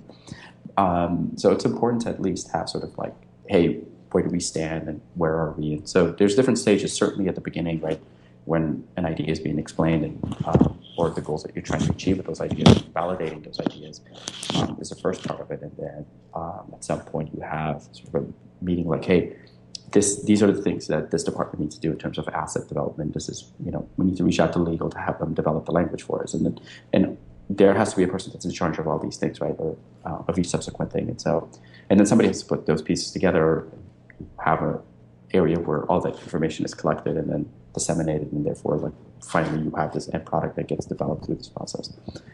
So it always helps. One of the things I try not to get to. So I really dislike receiving an email that says, hey guys, where do we stand on this? Because then I haven't done really my job to understand where we stand on this, and people don't know where they stand on this. So if I ever get an email at like 9 o'clock at night, or even if it's like 3 p.m., when my CTO is like, hey guys, where do we stand on this? Because I'm spinning my wheels. Like, I'm like, oh no, like we failed. And operationally we failed. And that's not, we don't, and I don't receive a lot of those emails. It's usually me sending those emails saying, hey, where do we stand on this? Because I want to know where development is. Or I want to know where, whether or not legal has returned. So what do you do? Do you hold a meeting if you get an email like that? No. So I use, when people say, like, what's the status? Yeah. No. What we usually do is we, basically you figure out, like, okay, so where do you stand on this? Last we were here, and that was like, let's say 2 weeks ago, and we were looking to launch on this date. Are we still on schedule for this? And so people will come in and say, like, yes, I've developed the assets, it's sitting in, here, go, you can grab it. And usually it's just like, somebody hasn't like signed into Asana, or somebody hasn't signed into Slack, and they haven't seen it when they ask a question like that. But yeah, I try to avoid those kinds of questions, but definitely have meetings, but make sure that the meetings are focused and not just, you're not holding meetings for the sake of making yourself relevant. And I think I talked about this, like, not this past blog, but the blog before that, where I think I said something like 12 habits that are ruining your business and that you don't know about. And I actually was really harsh at it. Went back with my wife, and because I was telling her about it, and then I had her read it, and she kind of looked at me and she goes, wow, this is a really good post, but you're really hard on it, on anybody who's reading this. But, a lot of times when you are to use like an old corporate term, like when you're a C-level person or, like sort of a co-founder that's not involved in everything, it's really easy to want, it's sort of like this, everybody has this innate sense of like, I think whether you like it or not, no matter how humble you are, you want to be a part of something and you want to sort of interject your opinion. Right.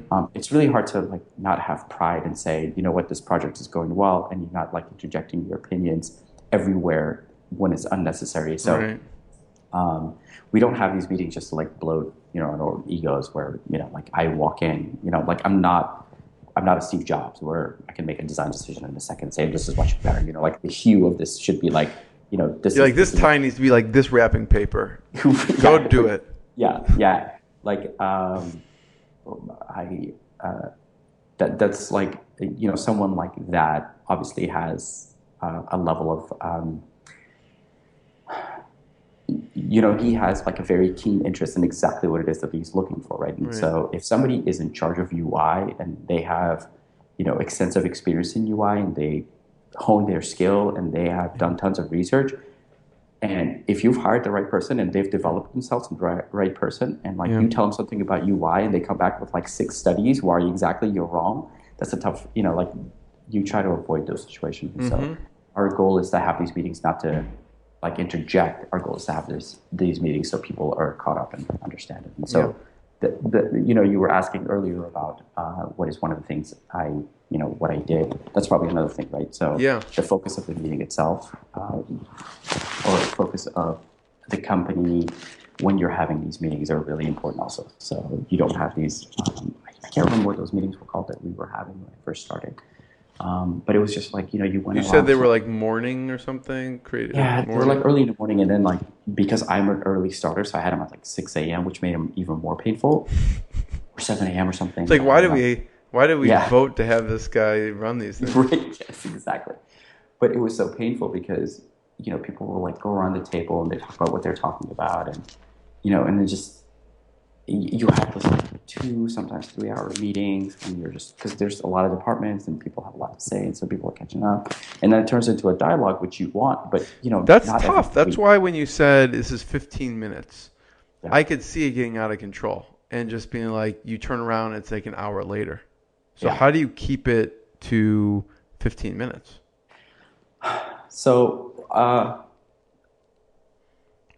discipline, right? So do you set a timer or something? I mean, it's just someone watching? Right? Like, sometimes it runs like 17, 20 minutes. Okay. But like I said, sometimes it runs longer. The objective isn't so much to get done within 15 minutes. It's to discuss all the things that need to be discussed, and then you move on from it.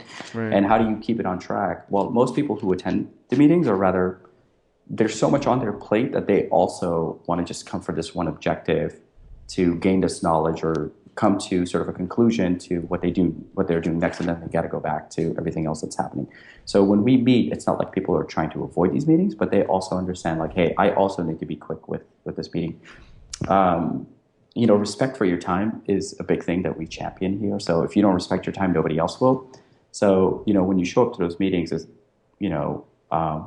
the pain point, like I said, was this one thing, and we just were focusing on that, and then we resolved it, and that was it, and we just walked away from it. Everybody understood exactly what needed to happen. Some departments walked away with having nothing to do because, they had done their job. Other departments had to walk back and say, okay, well, we have to change this due date by, like, let's say 6 hours or something, because it's going to take us a little bit more development time. Right. But, that's exactly what they're for. Yeah. So, Omar, another thing I noticed that your company does well is you get a lot of PR and you create buzz. What's been the most, the one that's created the most traction? You've been in Forbes, Huffington Post, Thrillist, Playboy, the list goes on. Yeah. Which ones have created the biggest, the most you traction?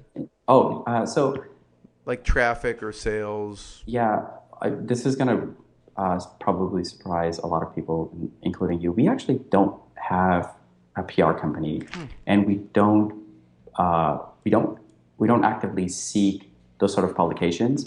To like, I think Sam Yagan, I don't know if you've heard of him, but he was the founder of, or co-founder of OkCupid that later sold to Match, and then he became the CEO, and under 3.5 years or something, he took the company public, and absolutely amazing. And, I never used a dating service, but I absolutely loved everything that he did at that company. Yeah. Perhaps because he was a mathematician and he understood data differently than a lot of people. Yeah. He was probably like one of the first like original data scientists. And if you ever get a chance to interview him, I strongly recommend it. And if you ever do get an interview, I'd love to ask a few questions because he just absolutely amazes me. I've actually heard him speak. He was at HustleCon a few weeks ago. Oh, really? He was phenomenal.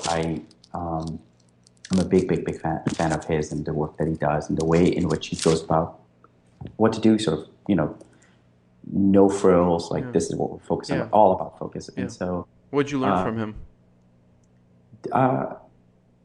That data is a big deal. So, and we'll come back to like what I liked about Sam, but effectively what he did was he looked at all the data that they were collecting, from the users, and then they made decisions based on data. And so, going back to the question of you asking, what else did you change, is something that we started doing was measuring everything, right? So we had a really horrible experience with a marketing campaign before I had arrived, and they were telling me about this, and I was sort of astonished. But measuring is a really, really big thing. And so a lot of I sit on 2 boards of companies. I also sit on an advisory board, and then I speak around universities, local universities here. And I can't tell you how many entrepreneurs I run into, or how many people that who should really, really know their business. They can't tell you simple measurements and or attribution models, and you don't have to understand like every single attribution model. But the important part is if you do something, you have to measure it, right? Because if you don't measure it, then how do you know if it's successful or not? Right.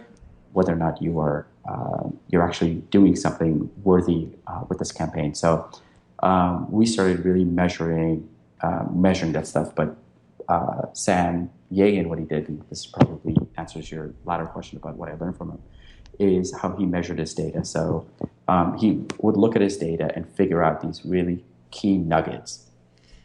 So for instance, one of the things he talks about is when they were mining their data, they figured when gas prices were high, people started, when they were dating, they were looking at a smaller radius for people to date within. That's funny.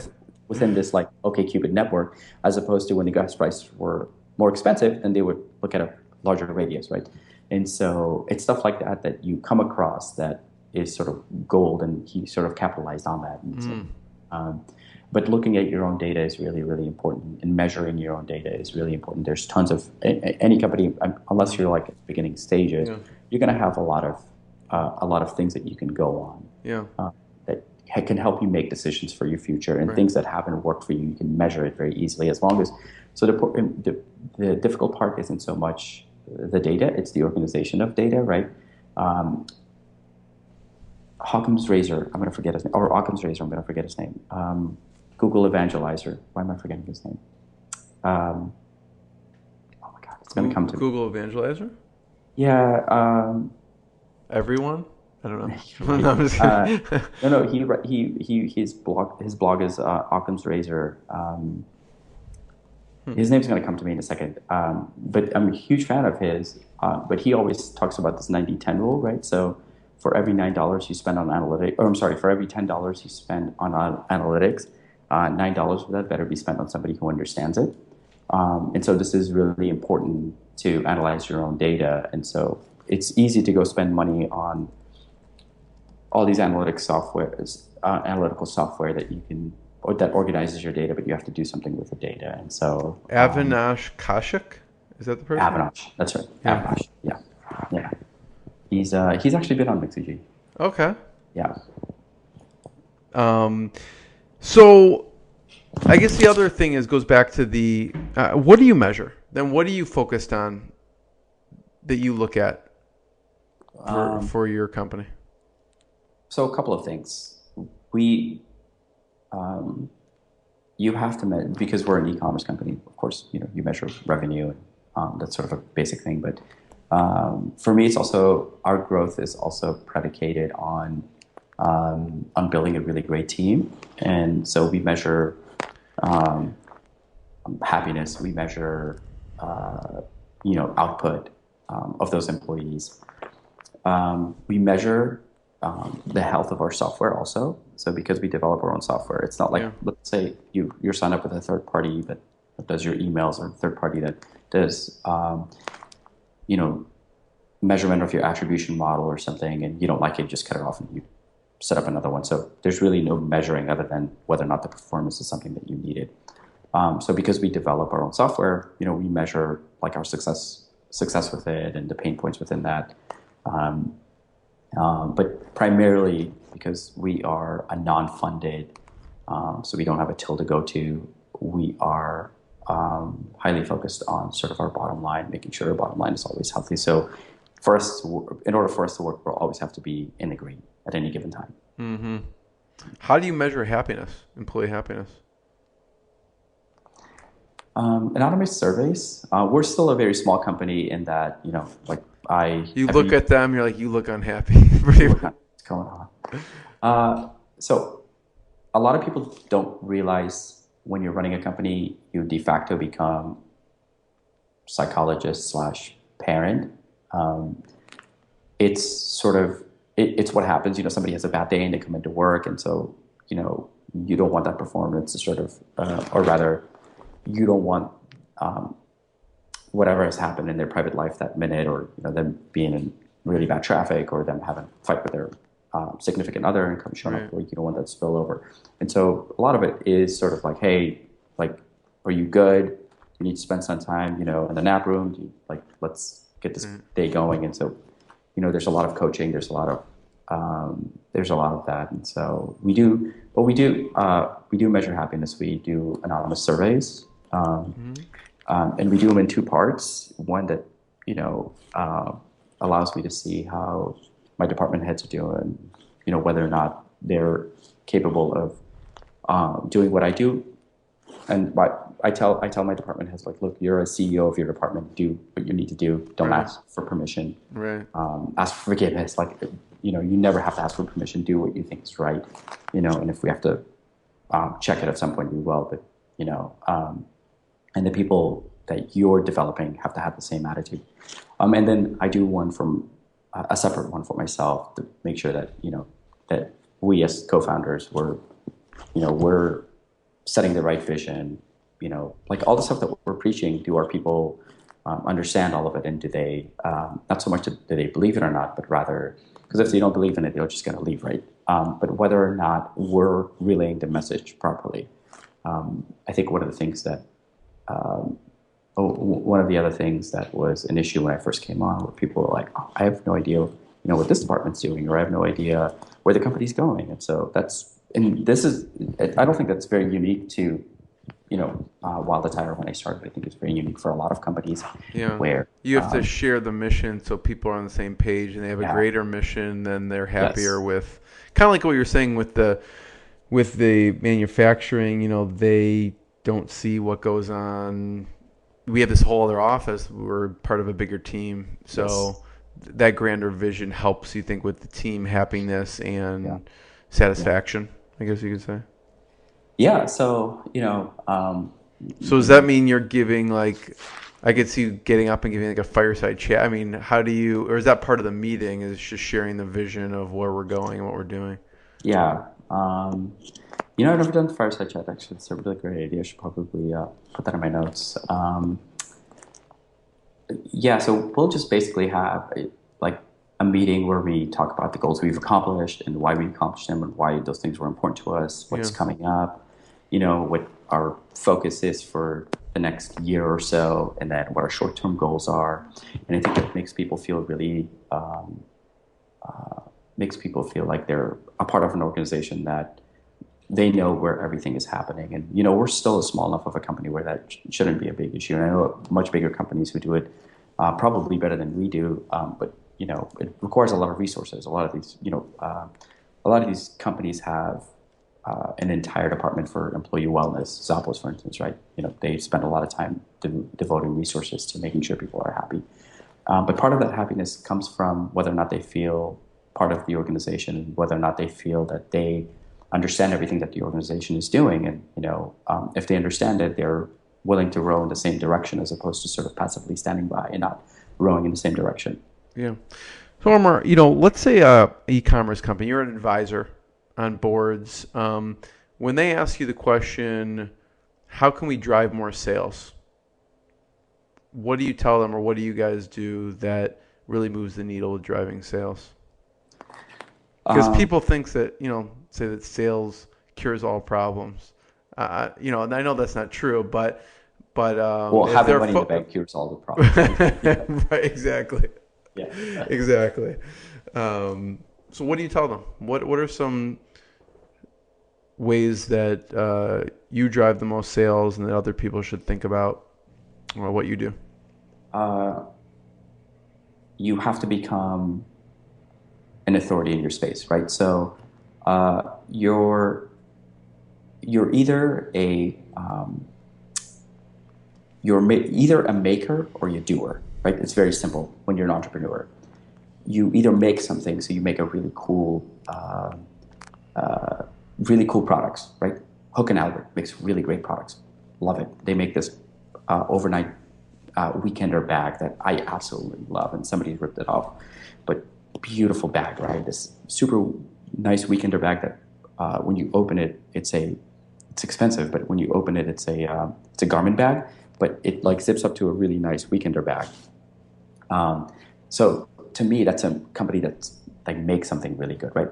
Or you are a doer, right? You don't necessarily make something, but do marketing really, really well, right? So I guess Stelly is a doer, right? Like he's a hustler. Like he doesn't develop apps, he doesn't code, but he's a doer.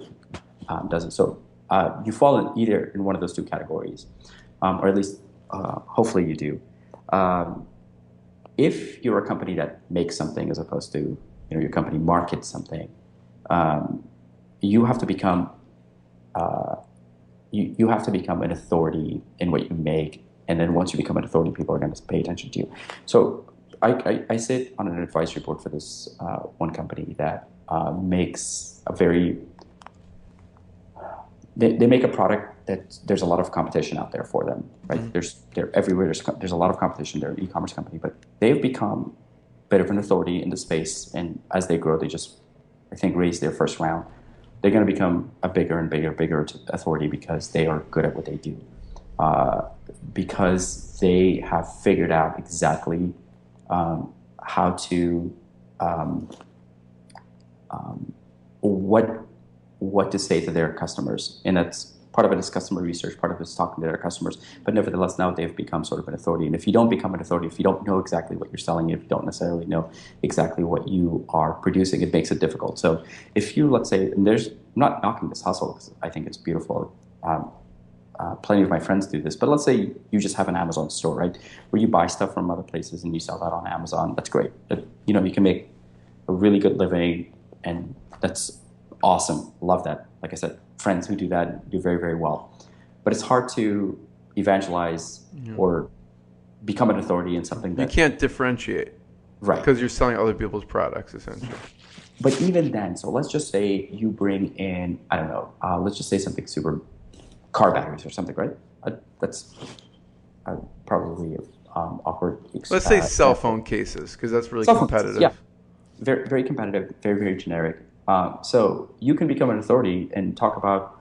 I think you had somebody on who does that. Yeah, the founders of Tech Armor. Yeah, Tech Armor. Yeah, I actually went there and I was like, oh, this is really cool. I'm just very particular about my cell phone case. Otherwise, I would have signed up for that lifetime warranty. Yeah, I'm very particular about the things I carry. But really, sort of great story. Great, they've done a really great job, and their stories. Like, listen, lifetime warranty. But nevertheless, they've made themselves sort of an authority in that space, and so when you go on there, you understand why I have to buy it, because they build their cell phone cases in a certain way, and they build their charges in a certain way, whatever that is.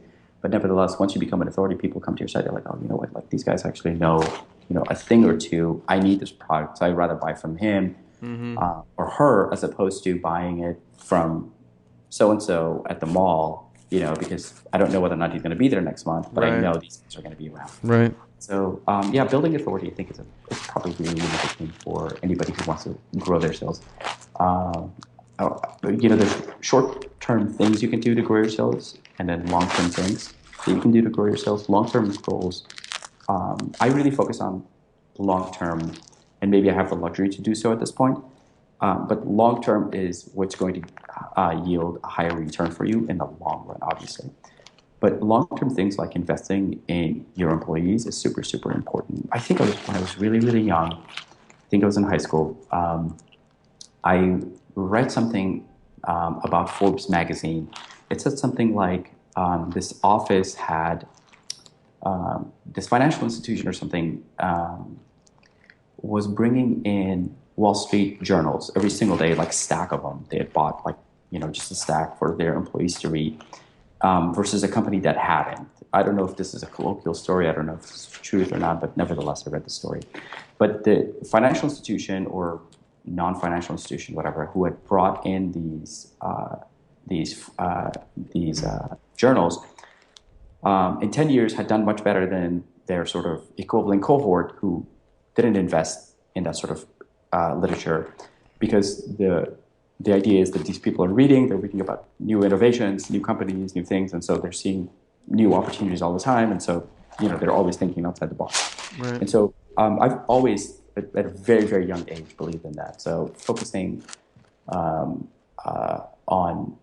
employee investment is a mantra that we go to, and I think I've said this like half a dozen times by now, probably really more. There's a counter going on somewhere. But yeah, so. I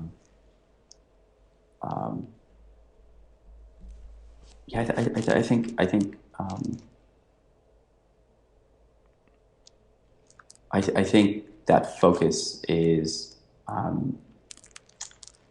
or rather that giving people the ability to learn and then therefore help your company, which therefore brings sales, is sort of like this. Yeah. Circle, right? This circle. It makes everything go around. Yeah. Yeah.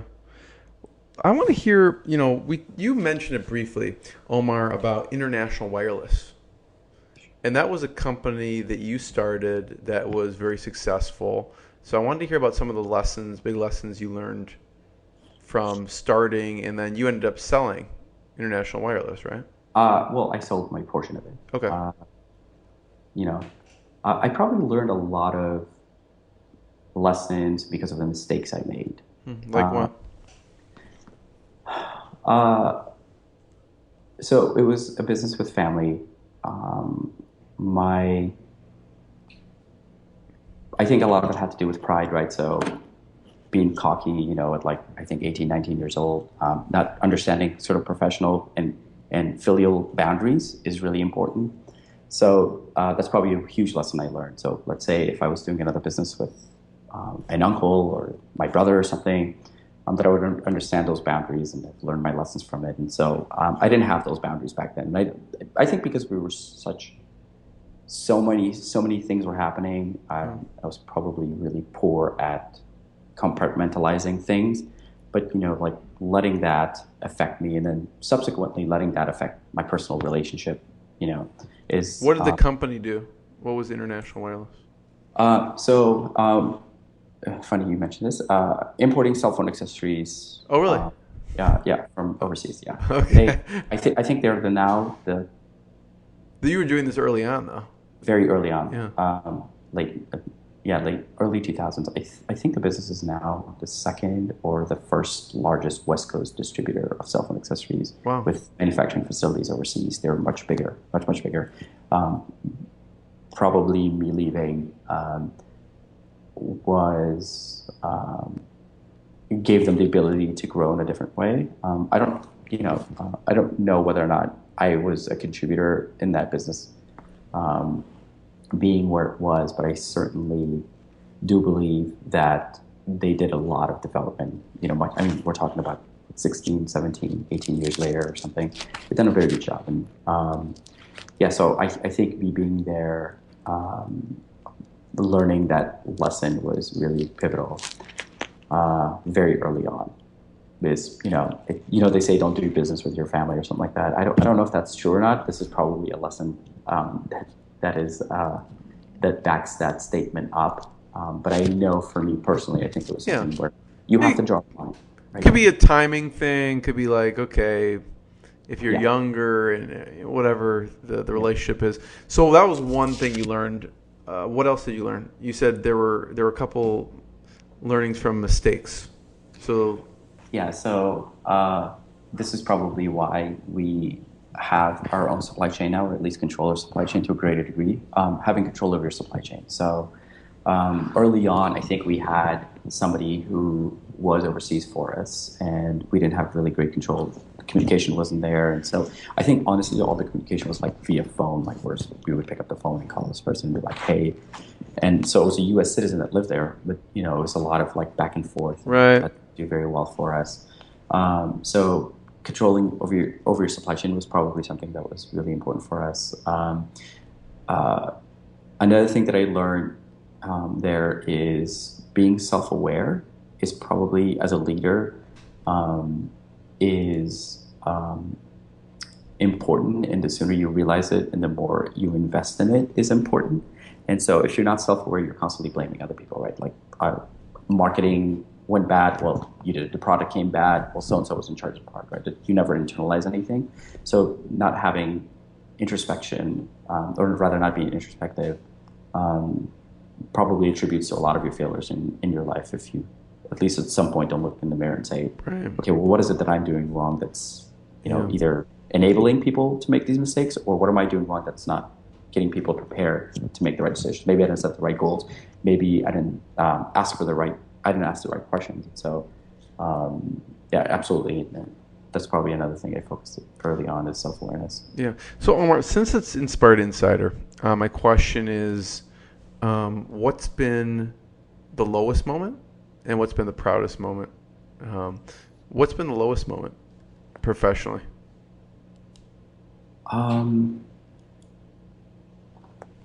So I came into a company that had, an existing culture. And I don't want to say that the culture was stagnant, but it was there. And the bifurcation of what the culture was and where I wanted to take was in many ways apart. And there were idiosyncratic things that were absolutely important to me personally that I wanted to bring in, that a lot of people, when I came on, applauded and wholeheartedly took on and embraced, and that's what they were waiting for. But, I had an existing staff that was very, staunchly didn't believe in it, Like what? What was something that you wanted to bring in that? Okay. So I wanted to focus on social media, and I had somebody, I'm not going to name names, but I had somebody who, pretty high up in the company, getting paid a lot of money, and was part of our brain trust. He literally looked at me in the eye and said, social media is a fad and will go away. And I looked at him and I thought to myself, either this guy's a genius or he's an idiot. So, that's like, when you have moments like that and you think to yourself, okay, I need to make a decision immediately about this person, because this is, because of their position and because of their influence in the company, they're going to affect other people. And so this is not, if I'm rowing in this direction, this person wants to row in this other direction, or he doesn't believe that he should be rowing in this direction. That's difficult. Even if you convince them, or even if you pull your rank card, if they don't believe in your mission and they don't believe in what you're doing, they're wholehearted. Their heart isn't in it, right? So they're not. They don't have the two P's. They don't have passion in the company. Yeah. That was probably something that was. And they could sidetrack other people.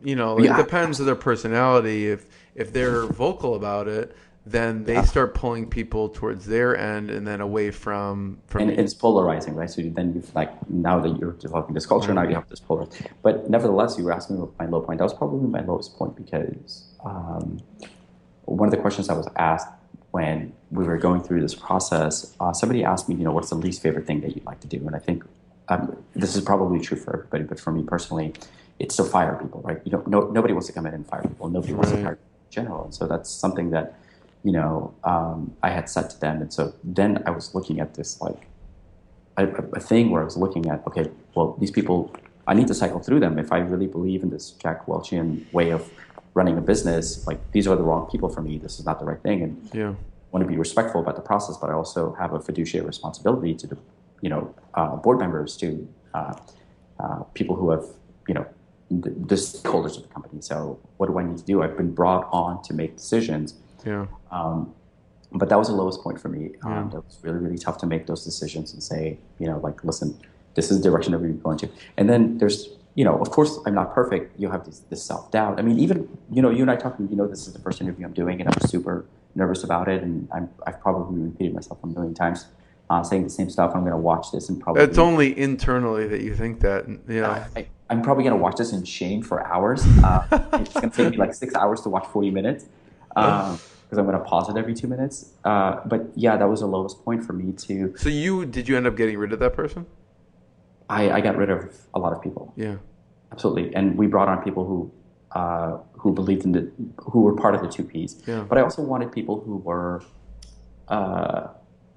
also a better culture fit. There were people who left the company who weren't necessarily bad. They just weren't part, like what I wanted to build, they weren't a part of. They didn't necessarily believe in the vision. They didn't believe, we should really divest from Wild Ties and really focus on ties.com. They really believed, and there's nothing I can do about it. I know now that it was a good decision for me, but back then you have these moments of self-doubt, like, oh my God, what if I'm making a bad decision? I have people here who have children, I have people who have mortgages. Those decisions I don't take lightly. I spend many, many sleepless nights, many nights pulling all-nighters, a lot of gray hairs. But, like ultimately, like I said, I think it's one time, the universe always finds a way to test your result, right? So, but as long as you show up every single day and grit, right? That's what it comes down to. And I think you asked me, I said, what is the one thing that you want people to take away? And I think we talked a little bit about talent acquisition and talent retention. But one of the other things I want people to take away here is grit. You absolutely always have to have grit. Like if you have grit, the one factor, there's a really beautiful TED Talk, and I don't know why, because maybe I had too much coffee, I can't remember her name. Angela something. She has a TED Talk about grit? Yeah, about grit. She says it most beautifully. So she worked on Wall Street, and then she went and worked for Angela Duckworth? I think so. Yes. So she left and went and worked for public school system, then went and did a PhD. And so she did this study on what elements that make people successful. And so she interviewed and she went through all this process, and she went to these schools and she figured out the one element that makes somebody successful, the one thing that kept on coming back. It wasn't intelligence, it wasn't humor, it wasn't good books, it wasn't hype, it was grit. So if you have this unwavering, if you have this like unwavering... it's funny you say this, Omar, because yesterday my wife told me to get the book Grit. She wrote a book.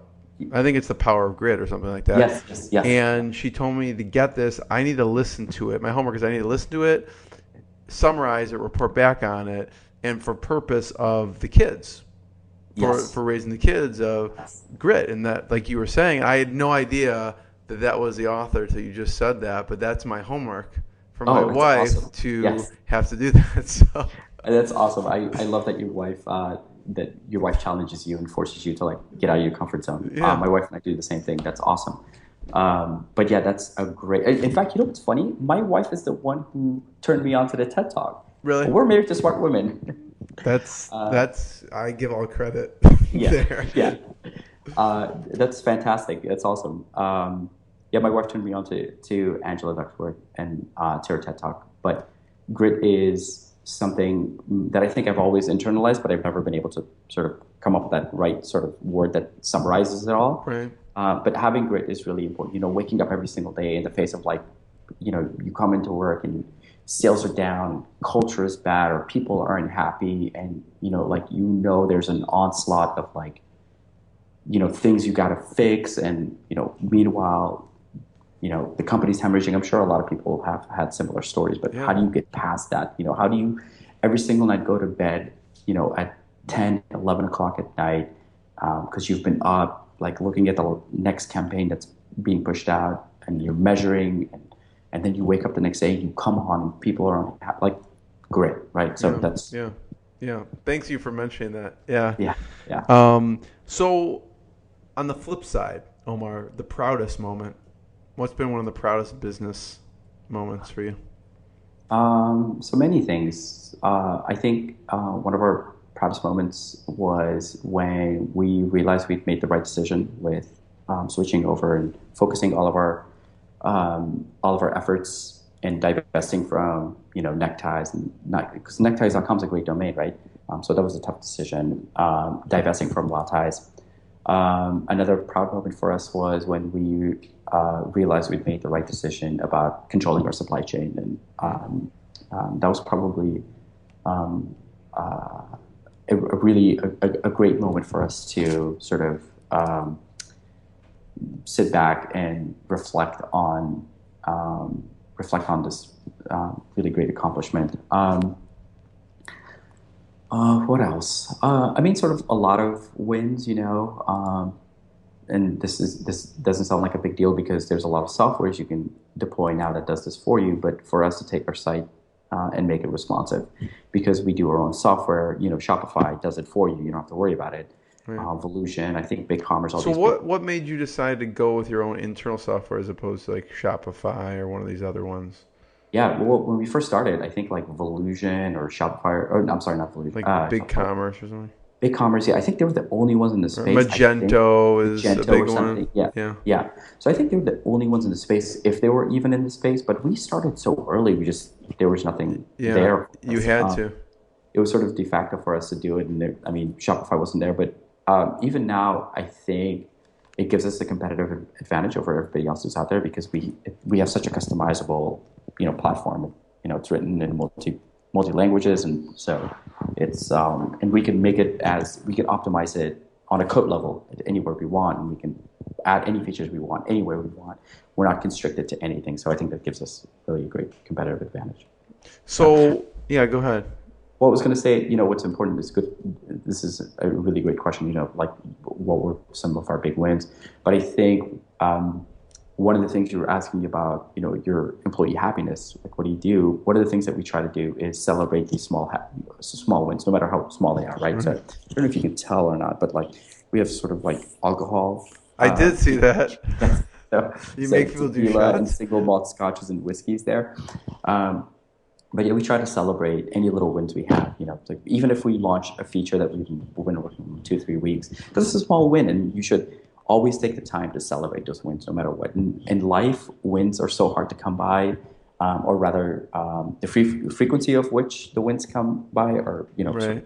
in between, and a lot of it is really sort of the drudgeries of going home, and like your little one is sick, and you got to pick up milk, and you forgot to pick it up, and those things, like it's easy to fall into this like trap of like, oh man, now I got to go do this, or this didn't happen, oh, and the bank like didn't transfer the funds, or like all the stuff that like we deal with, and then, like when these little things happen, it's so easy to just be like, all right, let's move on to the next project. But like take the time, to stop and smell the flowers. But you take the time and you stop and you say, hey, like, great job, development. This is a really great product, and thank you, design, for putting all those assets together. And marketing, thank you for doing a great job of launching this. And like thank you for everybody else for taking the time to help test this feature and push it out. Without you, we can't do it. And you spend, Yeah. even if it's like 20-30 minutes, a half an hour, you spend like talking about the features, and that's really important to celebrate all your wins and not just your big wins, because what's a really big win? You end up raising a round, or that's a really great Right. reason to go out and like celebrate and Yeah. have drinks. But Yeah. small wins are equally as It's important. true. Yeah. I remember talking to one founder. That's what they said. They said they never really sell. They had this bottle of champagne when they hit, a certain number in their company, whatever it is, 7 figures or something, and then that became bigger, and then they never broke open that bottle, and they still said they hadn't when we had talked. So Yeah, so it makes it Yeah. like especially if your goal is set so high, or you have a hard time getting traction to get to that goal, you just keep it makes moving it that it much more forward. daunting, right? Yeah. It makes it that much more daunting to get that goal. So then you start, like it's really great to have these really great goals, but all those milestones to which that help you get on there should also be celebrated. And I'm not saying you should celebrate mediocrity by no means, because I talk about this on my blog. I am not one that celebrates mediocrity, but nevertheless, it's really great to say, hey, our vision is this, and our goals are these. But how great is it that we're capable of growing our customer base, right? How great is it that we are able to grade all these 5-star reviews? How great is it that we just launched these brand new line of neckties? How great is it that we just launched this seamless feature on ties.com? How great is it that we just launched a responsive site that for a company that had been around since 1979? I'm really proud of Alan, for instance. So ties.com is wonderful sort of evolution. But Alan was a company that we bought that had been around for a long time. Yeah. And we bought it from, I think, like second or third generation. And the acquisition was, but when we took over the company, like very little product development, no control over supply chain. In fact, a very convoluted supply chain and a very convoluted process, very complicated sales process, virtually no retail whatsoever. And we brought this puppy, basically incubated it and have built it into what it is today. And we're very proud of that. And we're competing against really big boys, right? So we're competing against Vineyard Vines, really great company, great culture, tons of money, tons of outside money, geographically in the right place. But yet we're competing against them and doing a really good job of it. So, how long did it take, Omar, from the beginning discussion to acquire the company, when you first started discussing it, to finalizing the process? Scarves.com or Alan? Alan. Yeah. Because when I was reading the background on it, I think the company was from 1970s or something. Yeah, 79. Yeah, and it was a family company. Family company. Had been operated by a husband and wife who were really wonderful. Had done a really great job. We got a phone call. So we got a phone call from the then owner or proprietor rather, and he was like, "Listen, I am in the midst of, sort of a buyout, and we have some inventory. They don't want to take my inventory. Are you interested in this?" And we're like, I remember when somebody walked into my office and gave me this story, and I looked at her and I said, "Would they sell to us?" And she goes, "I don't know. I can ask." I said, "Well, hold on." So back then we used to have offices. There wasn't all this. So we're in the same space. We used to have sort of offices, and my office was across the lobby from Morgan's, and we had basically I had a glass wall and he had a glass wall, so we always looked at each other, and we used to yell at each other all the time. So if people walked in, people would just hear us yelling. Actually, across the lobby. So we were across the lobby. We would always yell at each other. And so I look over. I'm like, "Hey, I need to come talk to you." He goes, "All right." So I literally walked across the lobby and sit down. I'm like, "Hey, this is happening." He goes, "We get a flight to New York." So he had immediately had the same thinking I did. So we called him up and said, "Listen, don't sign anything. We're going to fly out there. I'm going to have a conversation with you." So we flew out and he met us. And we walked into this the steakhouse and just had a conversation. We're like, would you be interested in selling to us? And this is, we'd like to know. We'd like to take a look at under the hood and want to know what it is. And I think we made that decision in a weekend, and within 2 weeks we were signing paperwork. Really? Because our growth isn't dependent on acquisitions, because we don't have the money for it, right? But what we really wanted was the brand itself, because we really believed in their mission, and we believed in their product, and we thought it was a really great product. And it was important for us to, if we wanted to continue participating in building a brand, and we wanted to acquire that brand as part of the Wild Attire family, we wanted that to be part of ties.com. It was important for us to make that move. And I think 3-4 weeks, no longer than that, to make that acquisition. That's crazy, Omar. So in that amount of time, had you or him had experience with that? How do you even know how to structure that type of thing? Yeah. So there are different ways about going through. I thought you were going to say 8 months or something. That's what I thought you were going to say. No. So sometimes you make strategic acquisitions, other times you make it for revenue, right? Right. So we knew that if the right deal comes along, you make the acquisition because for us it made. So we, so I read a lot because I told you this. So I read a lot, and Jeff Bezos is probably somebody I read a lot about. So anything that he is in, I listen to, and his philosophy is that they buy purpose-driven companies, and they buy companies that make strategic sense to them. Yeah. So in other words, they're really good at supply chain, right? Nobody does supply chain better than them. Yeah. So they buy companies, Zappos, Quidsi. They buy these companies because Quidsi fit their model, right? They could take Quidsi, apply what they do really well, which is logistics, and then basically absorb all of its users, right? So it's a very simple model. It makes strategic sense for them to buy these purpose-driven companies. So what Quidsi wanted to do with diapers.com is make sure that diapers are readily available, or any children's paraphernalia or parents. It was like the go-to website for parents. If you had a child between X amount of age in 2004, or I'm sorry, 2010 through 2014 and beyond, 2000, yeah, you were aware of Quidsi. You knew that diapers.com existed, and you knew it. So they had done this really great job of marketing themselves and putting themselves in front of people. And so Amazon bought them. Again, it was a strategic purchase for them. But same thing for Zappos, right? Zappos did something that they did really well, which is customer service and end user delivery. They really did a better job than Amazon did in many ways.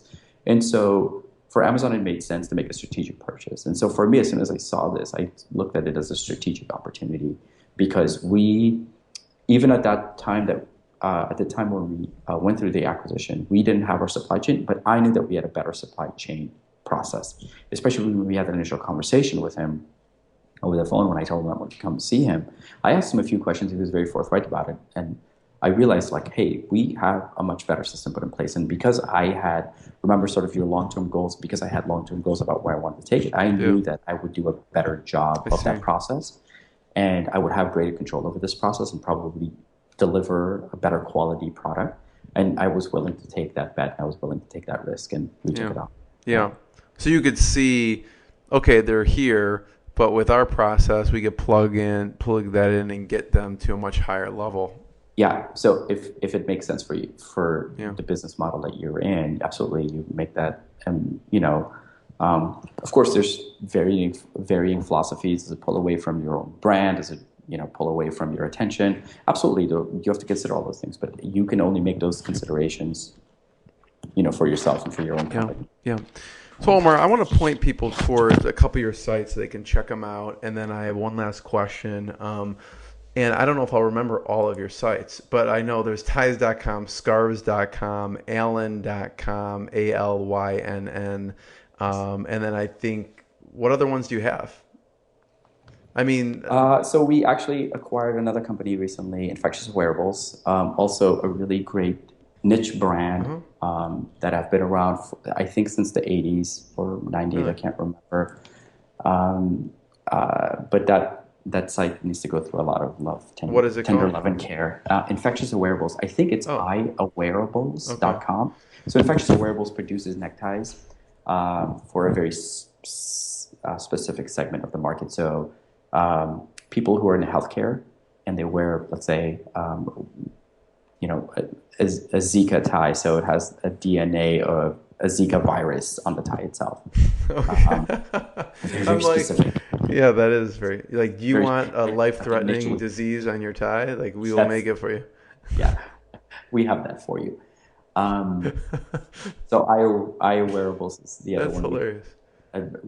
Again, really great story behind it, and we've known of the company and I've worked with the company for a while. So it was because we have, what we do really well. It made sense for us to make the acquisitions. Probably my blog is another thing. I write not as often as I should, but I have a very personal goal this year where I'm trying to publish at least 2 articles a week. That's a lot, yeah. Yeah, and my goal is to help entrepreneurs who are sort of in a similar stage as I am and are dealing with the same drudgeries as I am, and or as we have rather, and talk about the things that are, at some point you just have to focus, and at some point you have to pay attention to things that are really important to you as opposed to everything else that's happening. Yeah. Voice, noise versus signal that Jason Friedman always talks about. Because in any situation, it's much more important. And I really want to champion this idea of like emotional intelligence. What's a really great story of emotional intelligence? Ariana Huffington just joined the Uber board, and I think what the CEO said of Uber, he was like, "Listen, I need some emotional intelligence on my board." So we asked Ariana, and it's a really great story, right? So it's this. It goes to show you how important EQ is in relations to IQ, because I think a lot of companies focus on IQ and not necessarily on EQ. Yeah. Yeah. So, and then Sock Genius, does that have a separate site? I see that takes up a lot of real estate on Tides.com. Like when you look at it, I'm sure there was a strategic decision there, but if you look at the upper, the top third of your site, it's one big header and it's just Sock Genius. Yeah. So tell me about that. Earlier you asked the process that we go through for product development, and Sock Genius is probably a really great story for that. And if your listeners made it this far to listening to this, I'm sure they're going to enjoy the story. They only get the secret sauce at the end. That took us 8 months to develop that product when we went through a very, very rigorous process. So my creative director and I took more of an active role in this process because it was a new product category that we were introducing. He was very particular about the colors that we were using, the designs that we were using, and I was very particular about the fit and feel. Right. So prior to this, I only used to wear Happy Socks, and for me that was a really great brand, and I really liked the way it felt. So I always knew that if I ever wanted to do socks, that I wanted to do something that was better than that. I wanted something that gave me that same sense, that same sensation, but it felt better. Because if I was ever going to make something, or if I was ever going to switch my socks, it was going to be for a better reason. And I feel like I think we're now in our third iteration. I feel like even with our first iteration of those socks, we've done a really fantastic job, and it was up to par. And I can attest to that only because I wear them all the time. Yeah. I even wear our production samples that come in and, don't even make it to production. I still have them and I covet them and I keep them. So that went through a really rigorous process of needle points and the type of. I'm looking at all of them right now. Yeah. And then, he was really focused on the color and the design. Jeez, there's a lot. There's a lot of them. Yes, there's a lot. Holy cow.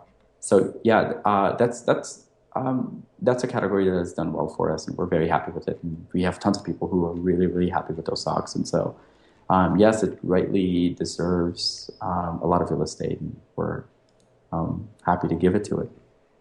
Yeah, I figured there was a reason why a third of your site is it wasn't by chance. And talking to you, obviously, it's by measuring and the metrics. So yeah. Absolutely. Yeah. Thanks for sharing. You have one question that I hope you're going to ask me, but go on. Go ahead. What is that? What is a business idea that I'm not going to do anything with that I could just give out?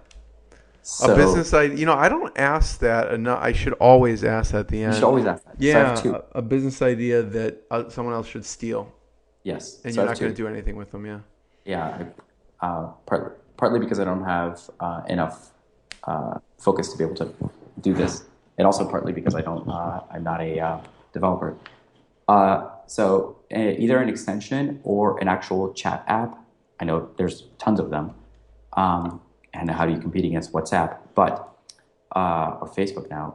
But an app that allows you to insert memes. There's no insert app. Memes. Insert memes. Yeah. So to where, like social media? No, so let's say my wife and I, we meme each other all the time. But let's just say you've just come across a really funny meme, or rather you're talking and there's a meme in your head where you're like, dude, this would be perfect. I want to send this to my wife because we're having this conversation and we're talking about this. I want to send this meme. It'd be really great. Just the same way you can do that now with what was it called? Memeify or whatever that app is, that extension. I think even Twitter allows you to insert those, but having or having a chat that allows you to do that, I love that idea. And I think the other thing is producing really great WordPress themes. So there's a lot of companies that produce a lot of themes, a lot of independent developers that develop a lot of themes. But the problem is, number one, the exclusivity of it, because I can come onto any site and be like, that's a Shopify site, that's a WordPress site, that's this, that's that. But producing something that A, you sell in very limited numbers, but B, are so unique in its design. Everybody does the same thing. This big banner at the top and, Right. Sort of articles or products at the bottom. There's nothing wrong with it. I think I use one. I've customized a few things on my blog, but there's nothing wrong with that. However, for the longest time, I think at like a lot of conferences I go to, there's Rob Whaling. I don't know if you know him. He does MicroConf. Yeah, Rob, yeah, sure. Yeah, I know. Yeah. Rob, yeah. So I remember this one year I was MicroConf, and I swear everybody I spoke to, I was like, "Hey, you're a developer. Why don't you develop this? Here's an idea for you." Nobody took me on, and I happily will give this idea to anybody. But what if like you develop a really great theme that you sold to like a limited number of people, right? So let's say it's a theme that you develop that you sell out like 5 seats, so 5 people have it. So any given time, just 3.5 people that use it. 3 people use it sort of every single day. 1 person that has bought it but isn't using it, and then 1 person that like buys it and takes it down. And so 3.5 people use it at any given time. So also you're not going to run into this theme a lot, but you sell it at a higher price.